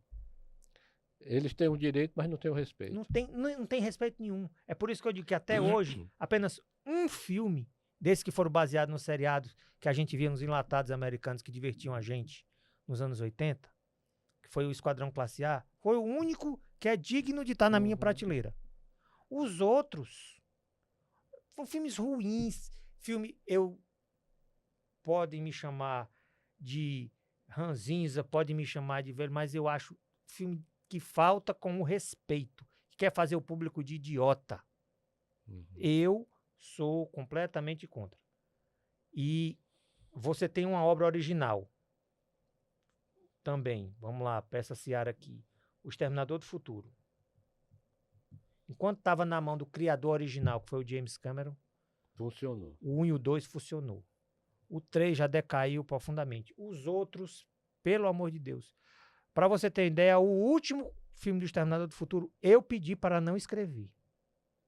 Eu digo, me poupe dessa crítica, por favor. Eu pedi, o cara fez. Como eu tenho um bom relacionamento, e foi um pedido que não era comum, ele fez, ninguém nunca me pediu isso, pois eu estou lhe pedindo. Por favor, me poupe dessa crítica. Porque ele fez, olha, o filme é ruim, ele fez, é pior do que isso. Porque existe filme ruim, muito ruim, e existe isso aqui que a gente viu agora. Tem um péssimo. Porque eu não entendo, é falta de respeito com a obra original. Uhum. Falta de respeito com a obra original. Essa turma mais jovem de hoje não tem o mínimo de respeito com as obras originais. Pode fazer um filme artificial, mas respeite a obra original, respeite a ideia, respeite o cânone da obra original. Pelo menos a essência da obra original, que a grande maioria não respeita. E eu tenho como diz aqui, eu tenho um ranço terrível com isso. Mas você sabe que, ó, Lavinho, bem, pro remake, eles não fazem remake de obras-primas. Aqueles grandes filmes da história do cinema, eles não fazem. Eles não vão fazer, eles fazem os filmes comerciais, digamos assim, comerciais, né? Para manter aquele público, né? Digamos, aquele deu sucesso nos anos 80 e tal, tudo mais, é um público legal, mas vamos ver aqui, vamos fazer aqui para ver se pega essa mesma geração, os filhos e tal, entendeu? Eu vejo o remake assim. O remake é puramente comercial. É verdade. Puramente comercial. Pra gente que viu um filme bom, eu lembro que a sensação que você vê que também a escolha do ator para fazer um filme tal, vou citar aqui o exemplo de Super-Homem, que foi uma das melhores escolhas para um ator, para caber no personagem e tal. Esses últimos filmes do Super-Homem, o melhorzinho ator, desculpe, foi o pior filme. E os outros Você tá falando de qual? Do Super-Homem. Esse último? Não, esse último não, porque, por exemplo, depois que o Christopher Reeve morreu, sim, e a Canon fez a sacanagem que fez com ele no quarto filme, teve o Super-Homem O Retorno, sim, que foi o melhor ator, que se aproximou mais ou menos, mas o filme foi ruim. Esses últimos filmes que foi da época do Batman, do Super-Homem, horríveis. E esse último eu não gostei também. Eu não gostei desse último filme. O pessoal gostou porque voltou a velha. Não voltou a velha crítica, nada. É um filme, como você disse, puramente comercial. O intuito somente de botar dinheiro pra dentro. Não acrescenta nada. Eu acrescento outra coisa. Guerra nas Estrelas. Tá? Star Wars, por exemplo. Os três primeiros filmes são maravilhosos. Né? São maravilhosos. Tem muita coisa ali de antecipação científica, né? Mas os outros, aí, por exemplo, aí vai para os seriados, aí começa a ver aquelas modificações que eu não vejo. Não vejo nenhum desses seriados, por exemplo. Agora tem uma nova, digamos, um novo seriado do Star Wars. Tem um com animação, se não me engano, né? Teve um com animação e tem um com atores. Desses e que tem teve um que agora vai ser lançado, né? Teve um que é com atores, que só prestou um. E, por exemplo, o que era mais interessante, que era para ser, que foi o do Obi-Wan Kenobi, sabe? Que foi o mais bem elaborado. Agora tem um que é do Kenobi, né? O meu nome daquele, o personagem... Do Yoda. Yoda. Que vai estrear, vai ser agora no cinema. Que também vai ser puramente comercial. Puramente comercial. O do Obi-Wan Kenobi foi o último que eu gostei, mas mesmo assim ele foi fraco, porque foi o que deu um sentido à dor do personagem e tal, porque o ator também ajuda, não é uma hora dessa o ator também ajuda. Foi o Evan McGregor. Mas, é como eu digo, falta o respeito e falta... eu não sei o que é que esses caras têm de ideia, que eles querem atualizar uma coisa, eles botam o politicamente correto, e isso, para mim, estraga a essência da história, a essência do que aquela série representava. Mas os estúdios não estão nem aí para isso, não. Só querem dinheiro. Não estão ligando para isso, não. Mesmo porque eles pensam diferente de nós. Eles pensam em pegar uma nova geração, com toda aquela história já toda decupada, toda prontinha, para essa nova geração gostar e manter o faturamento. Infelizmente é assim. A exceção à regra foi a trilogia do Cavaleiro das Trevas, do Christopher Nolan. Sim. Foi a exceção que teve essa regra aí. Isso aí eu tenho que tirar o chapéu, porque foi uma coisa... Pois é, agora tem para mim, uma surpresa, é o retorno do Interestelar. E dá público. Pois é, mas porque na época o filme não teve um sucesso assim, mas é um filme extraordinário. Sim. Eu fiquei muito chateado porque eu não vi o início do Interestelar. Ele foi exibido, foi um dos filmes exibidos na inauguração lá da Cinépolis. Da sala da Cinépolis.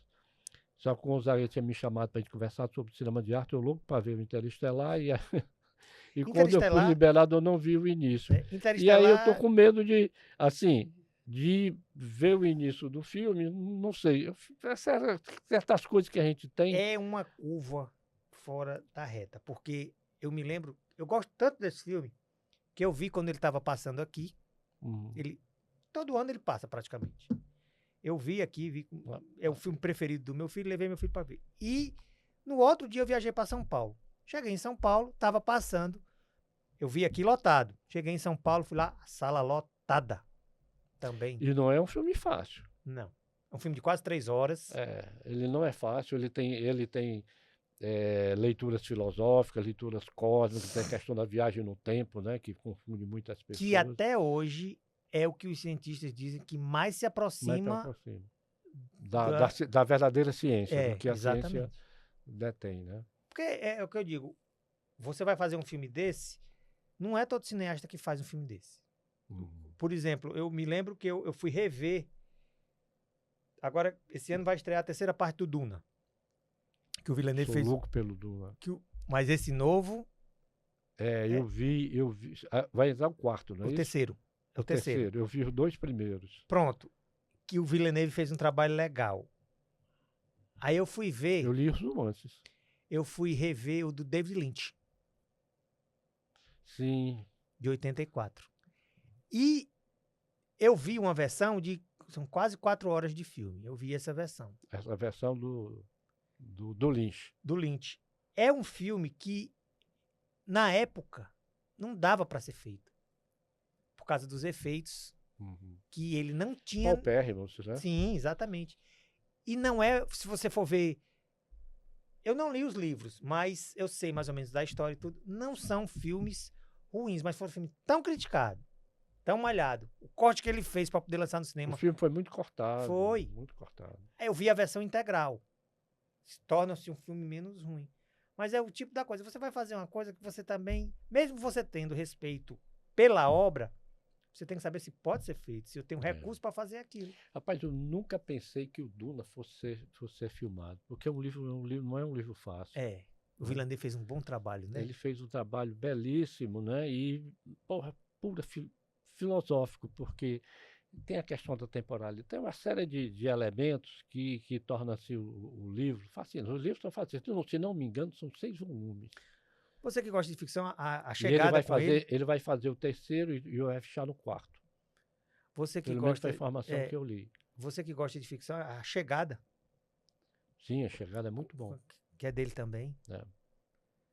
Né? Então, a gente vai agora dar uma parada aqui para voltar para o 3º bloco, que agora nós vamos falar sobre o livro dos filmes proibidos, que o Pedro Martins já lançou 2 edições, já estão à venda, e está trabalhando nos outros volumes. Certo? Não saia daí, não desgrude, é 1 minutinho, a gente volta já.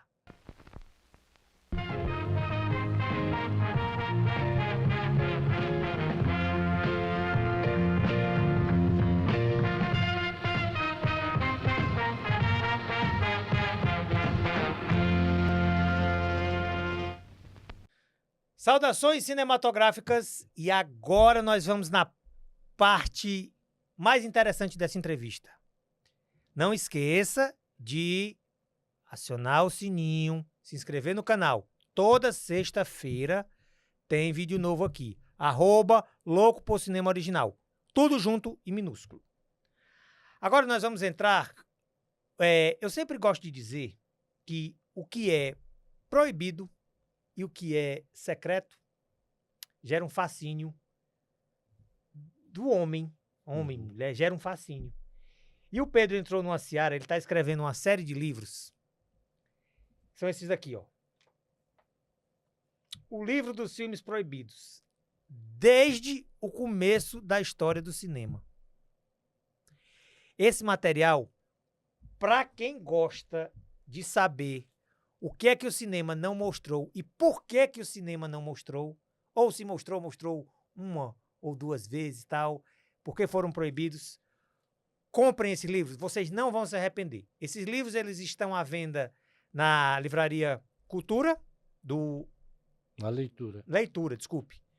Na Leitura do Iguatemi, do Rio Mar e na Amazon. Impresso e digital. Impresso e digital. Pedro, como foi que você teve a ideia de fazer esse filme? Esse filme. A gente tá falando tanto de filme aqui que eu. Esses livros. Como foi que surgiu essa ideia de você fazer esses livros? Você já tinha me falado desse projeto, eu me lembro há algum tempo. Né? Aí eu digo, Pedro, como é que tá o material? Ele fez, eu já tô quase lançando o primeiro volume. Que eu fui pro lançamento dos 2 volumes e tudo, e irei para de todos os outros, com certeza. Mas como foi que assim, eu vou fazer. Como foi que surgiu a ideia? Eu vou fazer isso aí. Lavinho, começou mais ou menos quando eu comecei a fazer o cinema de arte. Porque já quando eu estava no clube de cinema, já se falava nos filmes proibidos, né? Era uma época difícil, a época da ditadura militar. Então, eu comecei a reunir o material. O que tinha de filme proibido, aquelas famosas pastinhas que você viu comigo, Sim. né? Então eu fui coletando material e fui começando a ver. Quando o processo democrático no país abriu, né? Depois da ditadura militar, eu fiz uma amostra do Pasolini. Consegui 5 filmes do Pasolini que tinham sido proibidos. Né? Você lembra quais? Rogopag, o Evangelho segundo São Mateus, teve mais 3 filmes que eu não lembro do título. Mas eu fiz a amostra do Pasolini e fiquei surpreso porque lotou sala. Tá?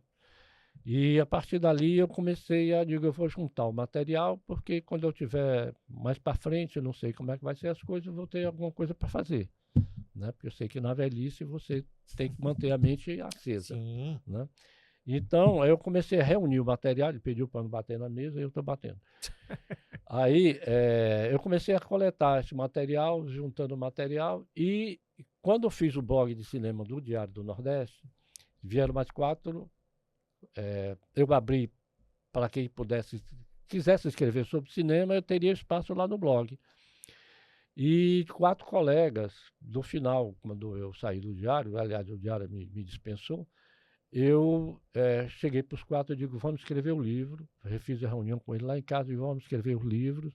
Cada um fica com a área, tal, tal e tal. Eles aceitaram, mas, assim, rapidinho desistiram, cada um com suas razões pessoais, que aí é um direito deles e tudo mais, né? E aí eu resolvi fazer sozinho, né? E achei interessante porque eu estava com dezenas de livros, brasileiros quase nenhum, maioria estrangeiro, né? Se não me engano, no Brasil só tem um livro sobre a censura, se não me engano, que é do Luiz Nazário, que até conversei com ele, ele me mandou o Mas livro fala dele. sobre a censura ou sobre os filmes sobre isso? Fala sobre a censura. Censura, como a censura proibiu o filme. Ah, E certo. aí eu pensei o seguinte, que não era fazer sobre o início de como começou tudo. Mas aí aquela questão filosófica, bem, pô, como é que você vai escrever sobre censura? Você não fala de como tudo começou, né? Porque eu já tinha lido sobre a censura na literatura, a censura no teatro, né? Até mesmo naqueles círculos mambembes ambulantes teve censura, né? E aí eu digo, bom, então vou começar a fazer. E aí eu fui buscar. Então, no livro, por exemplo, então é o primeiro volume, só para assim, fazer uma contextualização. No primeiro volume, o que é que eu fiz? Eu digo, bom, como foi que começou a censura? Aí eu coloquei 2 vieses. Né? A censura começou com a morte de Sócrates, na Grécia Antiga. Aí eu comecei ali, a censura. E a partir dali, fiz uma recapitulação, vamos dizer assim, de como se deu o processo de censura ao longo da história, passando pela queima de livros, tal, né? Até cito Fahrenheit 451, que é o filme mais expressivo do tema e tudo muito mais. Né? interessante também. E a outra leitura foi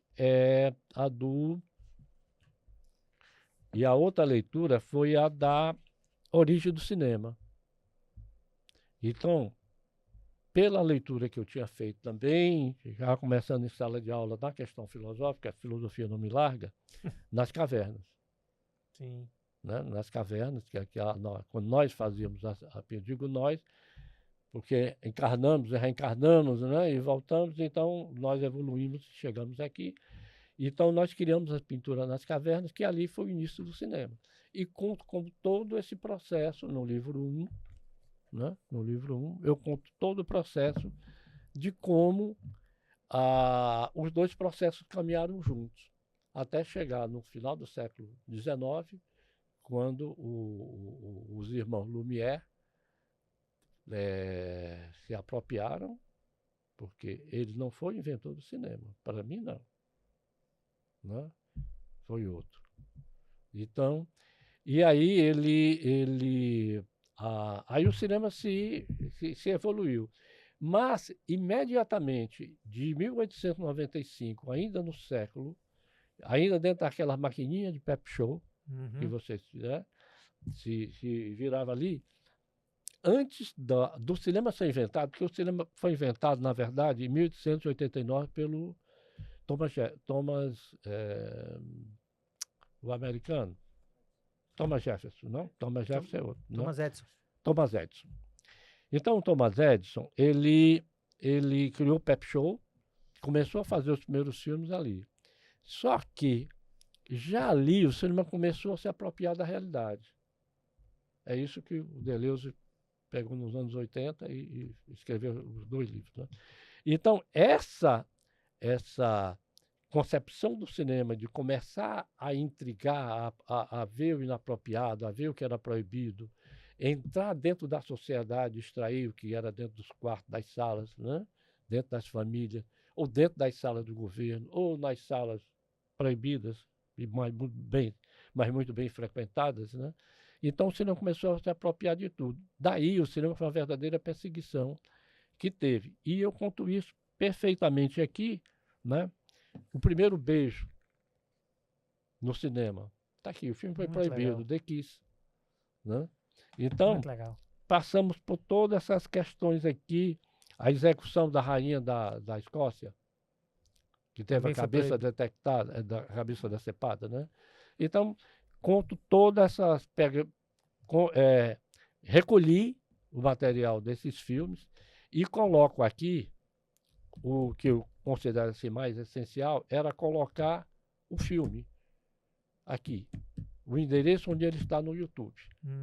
Entendeu? Então está aqui os filmes que estão no YouTube, eles estão marcados aqui. E você pode ler, e eu ainda indico, se você está interessado naquela história, naquele assunto, eu indico sites onde você pode se apropriar desse conhecimento. Tá? Além de ter o texto contando a história de como se deu a censura naquele filme, também tem o trailer do filme, o endereço do trailer, e tem a continuidade. Se você acha o assunto curioso e quer saber mais, está lá, onde você vai encontrar esses textos. E eu sempre digo que quando o YouTube começou, se você procurasse uma coisa, um vídeo lá, é porque não existia, era difícil de encontrar. Hoje, ou Google ou YouTube, se você não encontrar, é porque não existe. Não existe, porque já está de uma forma... Eu conheço uma pessoa que se interessa muito por filmes antigos e começou a assistir no YouTube Wim Wenders. Os filmes dele que está se interessando no mundo. Eu digo, vá por aí que você está indo na rota certa para você ter um senso crítico. Pegue os filmes do que era para você ver aonde chegamos. A academia criou, até com o nome do cinema de arte, né? Como é que eu diria? Você exibiu Asas do Desejo, se não me falha a memória, não exibiu? Exibiu, me lembro. Em que ele coloca quais são os sites que tem os filmes lá da Academia Cearense de Cinema. É um trabalho muito bom que está sendo feito pelos velhinhos. Está tentando renovar agora. Então, os velhinhos trabalham bem, viu? O Salomão, ele me chamou para conhecer lá. Eu estou vendo com ele aí os horários da gente que não está batendo para mim ir lá conhecer. Não apenas conhecer, mas fazer parte. Você ser integrante da academia é muito bom, Levinho. Eu fui convidado, aceitei, eu sou membro da academia. Almejo isso também. Né? Então, Levinho, o livro é basicamente isso. O que é que nós nos preocupamos? A preocupação maior foi dar todas as informações, as fontes. Como eu te disse, nas dezenas de livros que eu comprei, alguns foram dados, né? Alguns, por exemplo, a Jennifer Frank, é uma historiadora americana de uma universidade lá dos Estados Unidos. Eu passei o e-mail para ela, né? E consultei, falei do que ela proporcionou, ela me mandou o livro dela, né? Que legal. Ela mandou o livro online, porque aí eu fiz a tradução e fui para uma gráfica, peguei o livro traduzido e ele está me servindo até hoje. Uma fonte maravilhosa. E ela conta justamente os filmes proibidos em uma determinada época, entendeu? Então, e eu cito em cada filme proibido, que eu escolhi os principais. Por exemplo, no livro 2 já está um pouco mais aprimorado, porque aqui, como tem a história do cinema via Homem das Cavernas e a história da censura. Você fez uma introdução nesse primeiro e tudo. É uma introdução, e aqui tem os primeiros filmes proibidos. Sim. Até 1899. Aqui já é o volume 2, já é 2000 a 2009. O volume 3, que está na editora, que eu não sei como é que vai ficar, como eu te contei, a Tereza, né, que é a dona da editora, faleceu e eu não sei como é que vai ficar. Já há um aprimoramento. Aqui não, mas a partir do livro 2, eu comecei a fazer a história da censura no cinema ano a ano. 2000, por exemplo, em 2000, tem os filmes que foram proibidos, os principais, e tem um box que acompanha dezenas de filmes, outros filmes que foram proibidos, né? Alguns estão no YouTube, outros não. Por que eu deixei os que não estão? No que estão sem vídeo na internet? Por causa da importância do tema, de você saber por que esses filmes, como foi o contexto da época, por que os filmes foram proibidos. Era isso, nesse ponto que eu queria chegar, que você não diz apenas você não apenas indica os filmes proibidos, você diz por que eles foram proibidos, a época que eles foram lançados e tudo. Você tem que contextualizar. Sim. Né? Então, por exemplo, aqui tá muito mais uma introdução dos outros volumes.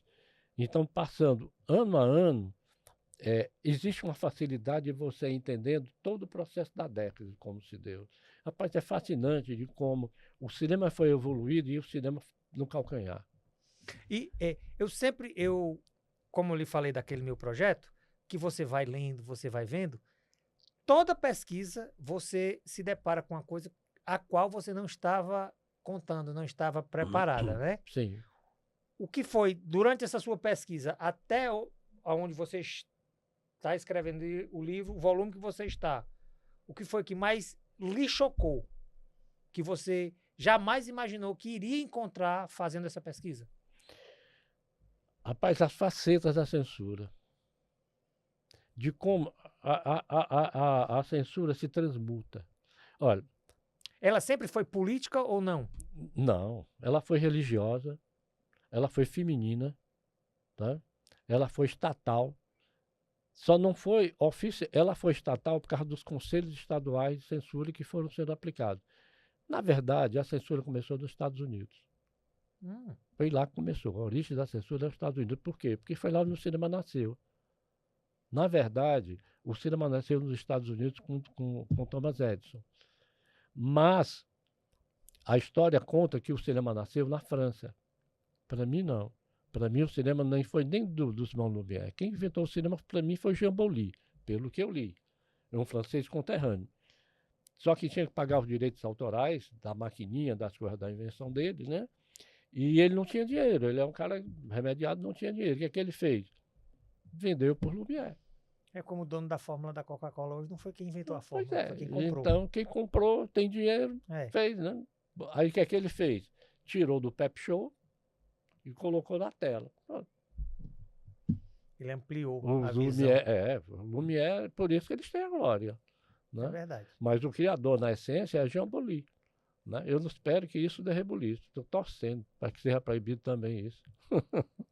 Teve algum caso assim que você se lembra de motivo absurdo de censura? Para os nossos parâmetros de hoje? Ela foi evoluindo, é interessante. O cinema foi evoluindo, acho que é um grande parâmetro. Né? De você, na leitura do livro, você vai ver, eu fiz questão de seja isso, e você vai perceber que o cinema vai evoluindo e a censura também. né? O que aconteceu é que... Depende do contexto e da época que a gente está. Depende do contexto da época. Aconteceu o seguinte, quando você terminar de ler o livro 1, você vai ter a base do nascimento da censura e de como o cinema evoluiu se apropriando de tudo, que essa foi a grande questão da censura. O cinema não ficou restrito aos primeiros filmes, por exemplo, a como é que estava a rua, como era que você educava o filho, como é que alguém fazia alguma coisa na cozinha, regava um jardim, não. Ele foi se apropriando de tudo. Quando o cinema começou a entrar nos lares, nas casas, nos lugares,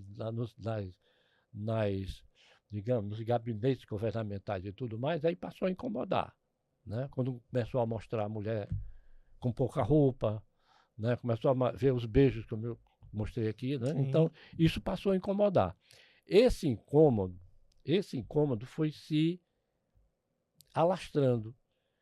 Começou, digamos, com uma pequena entidade religiosa, a igreja, as duas igrejas, né? A católica e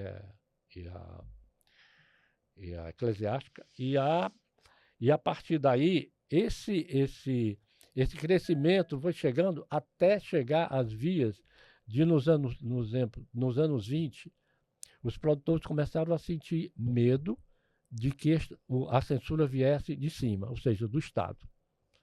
Porque já tinha os conselhos estaduais e municipais de cultura, né? Quando esses conselhos surgiram nos Estados Unidos, isso imediatamente foi apropriado pelas demais nações. Pedro, e me diga uma coisa, esses conselhos que faziam a censura, porque os Estados Unidos são um país que cada estado tem sua lei, certo? Sim. Eles eram unânimes ou tinham diferentes opiniões sobre cada filme? Totalmente diferentes, eles eram independentes, né? Cada um tinha... é interessante que eu conto de como esses conselhos foram formados, né? Eram pessoas totalmente... tinha nada a ver com o cinema. Não tinha a menor noção do que deveria ou não proibir. Isso prejudicou muito, né? Sim. Agora, e o pior era de que, como não existia uma unanimidade, eles cortavam aleatoriamente. Por exemplo, um estado cortava uma cena, outro município não cortava, mas cortava outra, e assim foi se sucedendo, né? Originalmente, a censura começou nos Estados Unidos, né? Nos Estados Unidos iniciou a censura e daí se alastrou para o resto do mundo, com a questão dos conselhos. Quem não seguiu muito no início foi a França. A Europa, geralmente, um pouco mais independente, Liberal, né? né? Mais liberal, não aplicou a censura, mas vários filmes foram proibidos, o caso Dreyfus, até filmes sobre Jesus Cristo foram proibidos, entendeu? Então, aconteceu isso com o cinema. Agora, veja bem, quem eram os censores? A Igreja Católica, a Igreja Evangélica, né? As religiões, de uma certa forma, as entidades feministas, né? As entidades conservadoras, mas assim, mais fechadas, né? Os homens clube de homens, por exemplo, eu não tenho informação se tinha ou se tal, mas as mulheres, a igreja e o Estado foram os três que digamos, que quiseram impor a censura e impuseram a censura. E o que aconteceu? Assim como o cinema foi evoluindo, a censura também. Porque havia movimentos contra a censura, artigos, a imprensa foi contra o cinema e foi a favor da censura, a imprensa da época, né? Digo isso nos Estados Unidos, que é o berço da censura, no cinema.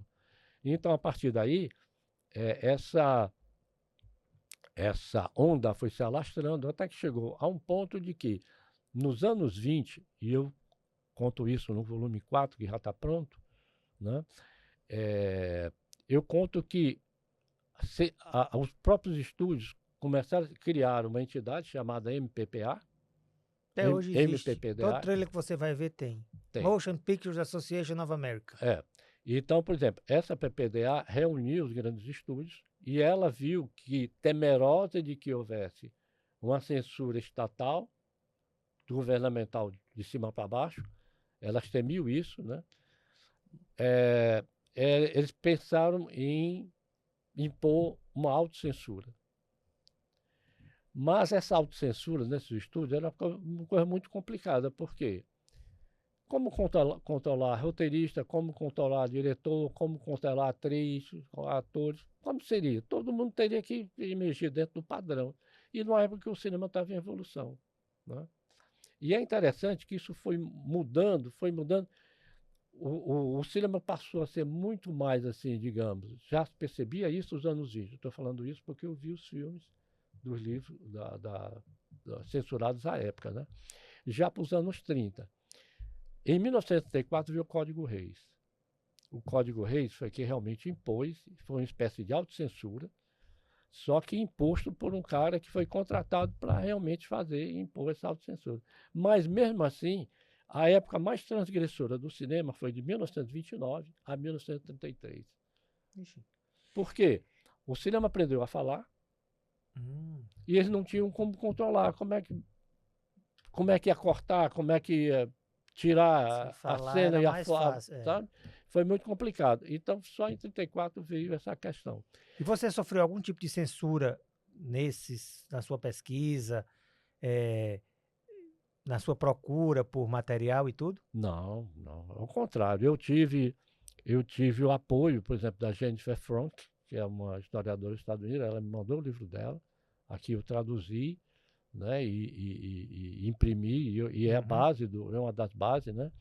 E alguns outros autores também me mandaram os seus livros, né?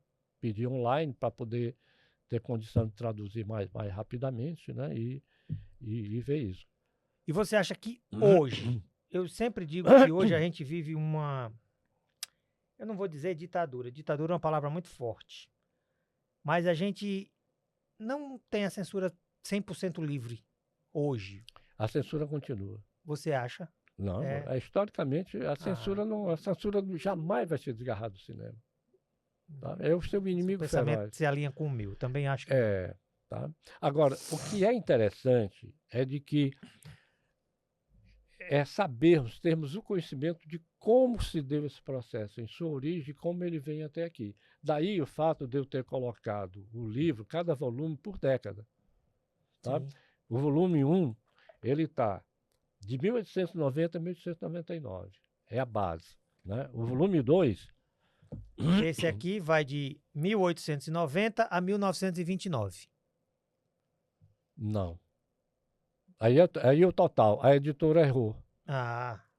Aí é de 2000. Né? Aqui não. Volume 2, 1900 a 1909. Desculpe. Você botou aqui, é porque eu li. Não, é porque, porque ele errou. Ela para ter trocado, para ter investido. Tá certo. Vai até 1909 esse aqui, 1909. Né? Aí você vai ver que eu coloquei os filmes proibidos ano a ano. 1900, 1901, 2, 3. Aí vai ano. Aí você vai percebendo de como o cinema vai evoluindo e como a censura evoluiu também. Né? O livro 1920, e tem um detalhe, por exemplo, este aqui, ele tem 187 páginas. Esse aí já tem quase 300.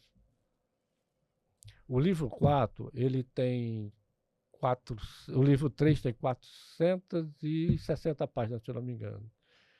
O livro 4 já está com 573 páginas. Eu digo isso porque hoje de manhã, eu fiz o acréscimo de um filme que está com 500 e tantas páginas. A editora tinha me dito que talvez, como lá, quando ela vai programar o livro, né? Dividir em 2 volumes. Não vai ser esse número de páginas, vai ser mais, vai ser perto de 700, 800. Então ela disse que provavelmente vai desdobrar em 2. Né? E aí vamos ir. Mas é esse, Lovinha. A história da censura, sabe, é extremamente interessante porque existe uma censura literária, existe uma censura teatral, né? Toda a censura está em tudo que é de arte, né? Então, eu procurei contar da melhor forma, despojada e oferecendo conhecimento. O que é que eu faço? Dos autores que eu li, eu os cito e cito os artigos e ainda dou o endereço de onde a pessoa tem que ver. Tem que ser desse jeito. Tá? Tem que estar tudo lá Tem uns que eu agradeço, quem me enviou os livros, eu estou agradecendo. Você faz o correto. Eu sempre Né? também, quando vou citar uma fonte, eu sempre digo de acordo com fulano de tal, de acordo com o site tal, assim. Você coloca, porque não foi você que fez. Claro, né? Então está todo, em termos de fundamentação, tá tudo nos livros. Então, por exemplo, eu encerrei o volume 4, né, que é de 1920 a 29, e estou reescrevendo o volume 5, que é o de 1930 a 39, que era o período do Código Reis. Esse aí eu não tenho previsão de página nenhuma, porque eu tenho a impressão que esse vai ser dividido em dois, não tem jeito. Porque eu acho que vai passar das 600 páginas. Talvez por aí. É um trabalho gigante, amigo. Você sabe que hora eu me acordo para escrever? 3 horas da madrugada. É o melhor horário. Era o horário que eu estudava para o vestibular, de madrugada. É o horário com mais silêncio que tem.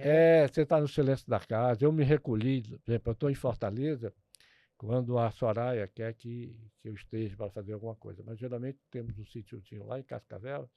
Eu vou ficar lá no meio da natureza, tenho o meu computador isolado, vou escrevendo, fazendo as coisas e procurando fazer da melhor maneira possível, sempre com viés filosófico. Pois eu tenho certeza que você vai voltar aqui para falar desses outros livros, com certeza. E lembrando que o volume 1 e o volume 2 já estão disponíveis para vendas na Amazon, tanto no físico quanto no digital, e na livraria da leitura do Iguatemi do Rio Mar. Do Iguatemi e do Rio Mar. Comprem, corram lá que vocês não vão se arrepender. Pedro, para terminar, eu gosto de fazer sempre um joguinho aqui com meus convidados, certo?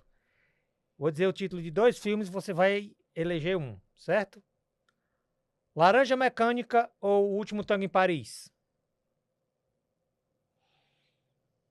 Rapaz, são duas temáticas totalmente diferentes, né? Totalmente opostas, né?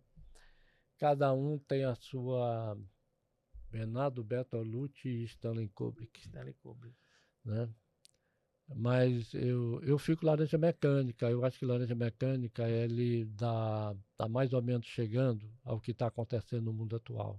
Aquela loucura, né? Porque... a paranoia, não digo nem a paranoia do povo. Eu vejo mais a questão da ideologia. Eu acho a ideologia uma coisa odiosa, pelo menos na minha visão. Né? Eu acho que a ideologia... A minha visão é de inteira liberdade. Né? É como, por exemplo, uma coisa que está colocada nos livros. Os produtores de cinema começaram a se autocensurar porque temiam a intervenção do Estado. Mas, por exemplo, num país cuja Constituição lhe dá direito, né, à liberdade de expressão, jamais aconteceria isso. Então a censura é o temor. Rapaz, a censura é uma coisa temerosa.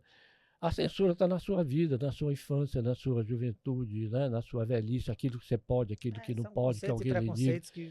Na escola tem censura, né? Onde você trabalha tem censura.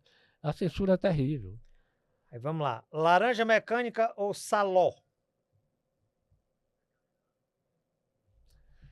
Você está falando de 2 filmes transgressores, né? O Saló é muito transgressor, né? Assim também como O Último Tango em Paris, né? Com aquela famosa cena, né? Do Marlon Brando com a Maria Schneider. Rapaz, Olavinho, você está me colocando numa enrascada. Mas... é para isso mesmo que eu estou perguntando. Mas eu vou colocar o seguinte, eu vou colocar o Saló porque o Saló, ele conseguiu ser mais transgressor do que Laranja Mecânica. Sim. Né? Vamos lá. Saló ou Je vous salue Marie? Je vous salue Marie. Je vous salue Marie ou A Paixão de Cristo? Você está falando Paixão de Cristo do Scorsese. Do Scorsese, né? Rapaz, eu gosto muito da Paixão de Cristo. Eu falei no meu Clássico das Quintas, eu falei dele. Aí você está mostrando uma evolução né, do próprio cinema, da própria temática, como o cinema é usado, né? Você pode notar que vários temas tem aí, o cinema se apropriou de todos eles. sejam literários ou da vida real, seja o que for, o cinema se apropria de tudo e não te pede licença. Daí a censura. Aí você fica com qual? Paixão de Cristo. Paixão de Cristo. Paixão de Cristo ou Terra em Transe? Rapaz. Terra em Transe. Terra em Transe ou Encoraçado de Potemkin? Potemkin. Encoraçado de Potemkin ou O Exorcista? Rapaz, o Exorcista foi outro transgressor, né? Porque Foi. ele aproveitou-se do gênero, né? O Exorcista, ele fez um... Ele E são ousou... temáticas diferentes, né? Então, E o Exorcista, ele usou no gênero subjetivo, né? sim. Você acha que o Glauber Rocha seria censurado hoje? Isso, não seria. Acha que não? Não. Ele também foi um visionário. Foi, né? Mas dos filmes dele, o que eu prefiro é Deus, o Diabo na Terra do Sol. Esse filme, Gosto ele muito de Deus, é... o Diabo. O Rosenberg Cariri fala muito desse filme. Deus, o Diabo na Terra do Céu. O Diabo está no céu. Esse foi um filme, é outro transgressor, né? Ele tá na minha lista dos censurados. Ele foi censurado. Você acha que todo grande filme, todo grande cinema, todo evento, assim, ele é político? Tinha um professor meu que ele dizia que a filosofia está em tudo, né? Eu posso dizer também que a política está não em tudo, em quase tudo, né? Mas... Às vezes atrapalha, né? E como, né? Como a política atrapalha, né? Porque a política tem a ideologia, né? E eu sou, digamos assim, um ser, digamos assim, me aproximo mais da liberdade e não quero ter nenhuma ideologia. Eu tenho um livro, eu devia tê-lo trazido. Chama-se O Caminho do Meio. É um livro, eu devia ter trazido, eu não me lembrei de trazê-lo. Do Lou Marinoff. É um filósofo americano, Lou Marinoff. Ele conta todo o processo de como surgiu a ideologia, tá? E vem caminhando através da história. E ele mostra que o lugar mais saudável é você não olhar para a direita, não olhar para a esquerda, olhar para os dois lados, né? Mas seguir o caminho reto. Certo. É. Você acha, Pedro, que Recomendo a leitura desse filme, né? O Caminho do Meio. O livro. Do livro. O Caminho do Meio. Você acha que... Não é você acha. Como você vê o cinema, o futuro do cinema? O futuro do cinema está... Eu não sei se o cinema vai continuar nas salas. Eu quero acreditar que sim. Tá? Mas vai depender de como será, como será o mundo daqui a pouco. A violência está muito grande para você sair de casa. Você disse uma coisa certa, daqui a pouco. É. A violência está muito grande para sair de casa. É verdade. As pessoas estão, por exemplo, o streaming hoje é quem está bombando, né? E tem filmes extremamente importantes que estão indo para o streaming e não estão indo para o cinema. Como eu te falei, quando eu falei com o Eduardo Chang lá na Cinema para tentar voltar ao cinema de arte, ele me falou: Pedro, só quem está indo para o cinema é meninada. Nossa geração não está mais indo para o cinema. O cinema de arte é da nossa geração, então está inviável. Então eu acredito, se houver uma... E você fazer uma campanha, vai ser seria muito dispendioso você fazer uma campanha para tentar atrair público, para fazer o público, mesmo o público jovem de hoje, ir para o cinema de arte. Mas cadê a oferta para esse público? Cadê a oferta? Quem é que produz esses filmes? A princípio não precisaria ser coisa nova, coisa de arte mesmo, coisa antiga. Sim, mas o público precisa de atração. O que é que o cinema hoje produz que está sendo atrativo para essa geração acima dos 40? Por exemplo, que me convença a que eu saia de casa, gaste gasolina, vá para um shopping, pague estacionamento, pague o ingresso caro do cinema, sabe? E saia de lá satisfeito, vendo o trailer, eu vou ver esse filme e volto. Quem garante? E trailer hoje, um adendo que eu tô achando trailer hoje uma desgraça. Eu antes exibia no meu site trailer hoje eu não exibo mais, porque pra mim acaba, estraga a surpresa. Os trailers hoje estão ficando longos e reveladores, né? É isso. Vamos aqui para um bate-bolazinho final. É uma pergunta que eu faço sempre também, que é difícil a resposta. Ótimo, eu gosto de perguntas difíceis. Na sua opinião, qual o melhor filme da história? 2001, Odisseia no Espaço. Eu não tenho a menor dúvida. Esse filme, quem não viu precisa ver, sobre o viés filosófico, o viés científico e o viés espiritual. Essa pergunta já responde a segunda, qual é o diretor mais revolucionário, que é o Kubrick, né? Kubrick. E não só, Barry Lyndon. Eu tenho uma coleção de todos os filmes do Kubrick. Barry Lyndon, o que eu achei mais interessante de Barry Lyndon... É fantástico o que ele faz com aquela fotografia, com aquela luz montagem, do filme, com a luz. que é natural. Ele não usa nenhum recurso, eu também acho fantástico. E eu vi um documentário sobre o Kubrick, e tem um livro dele que eu comprei, mas ainda não li, que é desde quando ele estava na faculdade, até a morte dele. Muito legal esse documentário. Um filme, na sua opinião, que seja um filme superestimado e um subestimado. Um superestimado, que mereceu o crédito que não deveria. Rapaz, olha, eu tenho pensado muito nessa questão ufológica, né? Então, por exemplo, eu vejo que um filme que deveríamos ver, não sei se responde a sua pergunta, mas seria O Dia que a Terra Parou. O original. O original, 1956, se eu não me engano. 56. O remake é horrível. Não, o remake é um horror.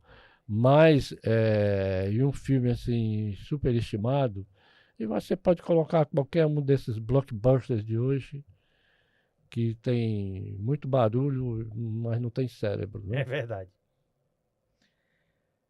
Aí, uma cena inesquecível para você. Para mim, diga a sua que eu vou dizer a minha. Rapaz, é aquela laje descendo entre os macacos. Sim. E modifica ali, faz toda a modificação com a nossa humanidade, né? Então ele chega ali e dá aquilo que o homem até hoje se utiliza para se evoluir, que é o conhecimento. Você gosta muito de ficção. Eu gosto muito de filme que trabalha com atores. Para mim, uma cena inesquecível é do Poderoso Chefão 2, quando o Al Pacino fecha a porta na cara da Diane Keaton. Ah, sim, sim. Aquela cena me emocionou muito, mas muito mesmo. Porque foi um dos melhores trabalhos que eu vi de atuação ali, desde que eu assisto o filme, desde que eu me entendo por gente. Nossa, é boa lembrança, Lavinho. Um filme brasileiro obrigatório. Você já tinha falado, Deus e o Diabo na Terra do Sol, né? Deus e o Diabo na Terra do Sol, mas tem outros filmes. Por exemplo, Deus é Brasileiro é muito interessante, né? Tem uns viés filosóficos, como seria Deus no Brasil, aquela coisa, com toda aquela nossa religiosidade, né? É um filme interessante. Mas tem outros. A minha memória não está tão boa, mas eu acho que tem outros. E para encerrar, película ou digital? Película. Também acho. Película. O Oscar não vai mais aceitar IA. Você está sabendo? Não sabia dessa regra nova. O Oscar não vai aceitar mais filmes que tenham IA. Vai ter que ser, os efeitos vão ter que ser os efeitos normais sem inteligência artificial.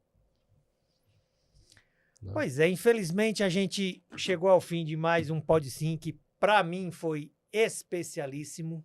Para mim também. Certo? Pedro, muito obrigado pela presença, por essa aula de cinema, por essa visão histórica e por você compartilhar com a gente o seu conhecimento, que para mim sempre é um prazer. Eu acho que a gente devia se ver mais, que a gente se vê pouco, né? Sim. Correria do dia a dia faz que a gente se vê pouco. Mas eu estou à sua disposição. Nós vamos voltar a nos ver sobre aquele meu projeto que eu falei com você. A gente vai voltar a se ver. Lavinho, eu fico grato pela lembrança, pelo convite, pela oportunidade de falar sobre o cinema de arte, falar sobre o BNB, né, do projeto que nós desenvolvemos lá. o Diário do Nordeste, né, que foi o período em que foi o meu crescimento profissional, né, a questão do meu encontro com a filosofia e principalmente tratar dos seus livros, dos meus livrinhos, né, que é uma oferta. Eu tenho esses livros, essa coleção que está sendo feita, como uma passagem do meu conhecimento para os outros. Ah, com certeza. Né? É um legado que me foi passado por um professor de filosofia, e ele falou, olha, o conhecimento que você tem não deve morrer com você. E eu me via na obrigação de lhe trazer aqui. Primeiro, para você, como eu já falei,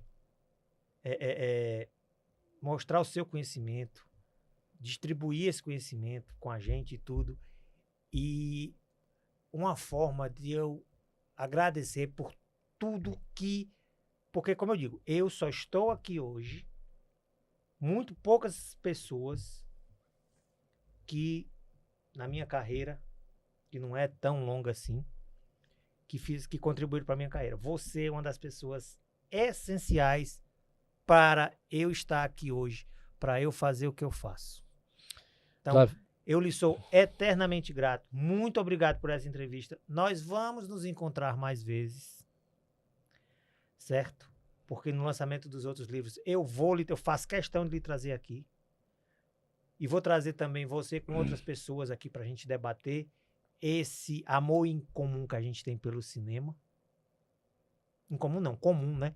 Amor comum que a gente tem pelo cinema e tudo. E mais uma vez, Pedro, muito obrigado por essa entrevista. Muito obrigado por tudo, porque especialmente quem puder comprar o livro, que adquira, porque é com essa arrecadação que eu não tenho dinheiro suficiente, porque a editora, o valor que a editora me pediu para lançar o livro 3 e o livro 4. Né? Então, estou dependendo desse, porque aqui, a edição desses livros tem um agradecimento muito grande para a Marília Macedo e a Patrícia Macedo, que foram eles que bancaram a confecção desses 2 livros. Né? Então, eu estou sem patrocinador. Então, por exemplo, você está sendo meu patrocinador em divulgar o livro aqui, e eu peço realmente que adquiram o livro. Né? Se quiserem, tem um Instagram com o nome do livro, né? Está no meu nome, e lá podemos conversar. E quem quiser saber mais informação sobre o livro, sobre o lançamento, sobre como patrocinar, entre em contato comigo que eu faço a ponte. Deixe um recado, deixe os comentários, certo? E lembrando mais uma vez, eu estou no www.loucoporcinema.com.br com as minhas críticas toda semana, os clássicos das quintas-feiras, na Jovem Pan News Fortaleza 92,9, toda sexta-feira a partir das 10h30, com os lançamentos do final de semana, e aqui no YouTube, no @loucoporcinema original. Tudo junto e minúsculo, certo? Então, acionem o sininho, façam sua inscrição e concorram. Eu vou dar um livro, volume 1 e volume 2. Eu vou dar para a primeira pessoa que deixar no recado nos comentários aí, eu vou dar um livro desse. Esse livro aqui, que é muito importante. Certo? O livro 1 e o livro 2, eu vou dar uma cópia para cada um das primeiras pessoas que fizeram o comentário quando esse programa for ao ar. Ok? Lavinho. Fiquem todos com Deus. Até os nossos próximos encontros. E corta aí direção. Beleza. Gratidão, eu ia agradecer. Pode agradecer também. Lavinho, Dá tempo. grato pela atenção, pela amizade e tudo mais. Obrigação de fazer isso.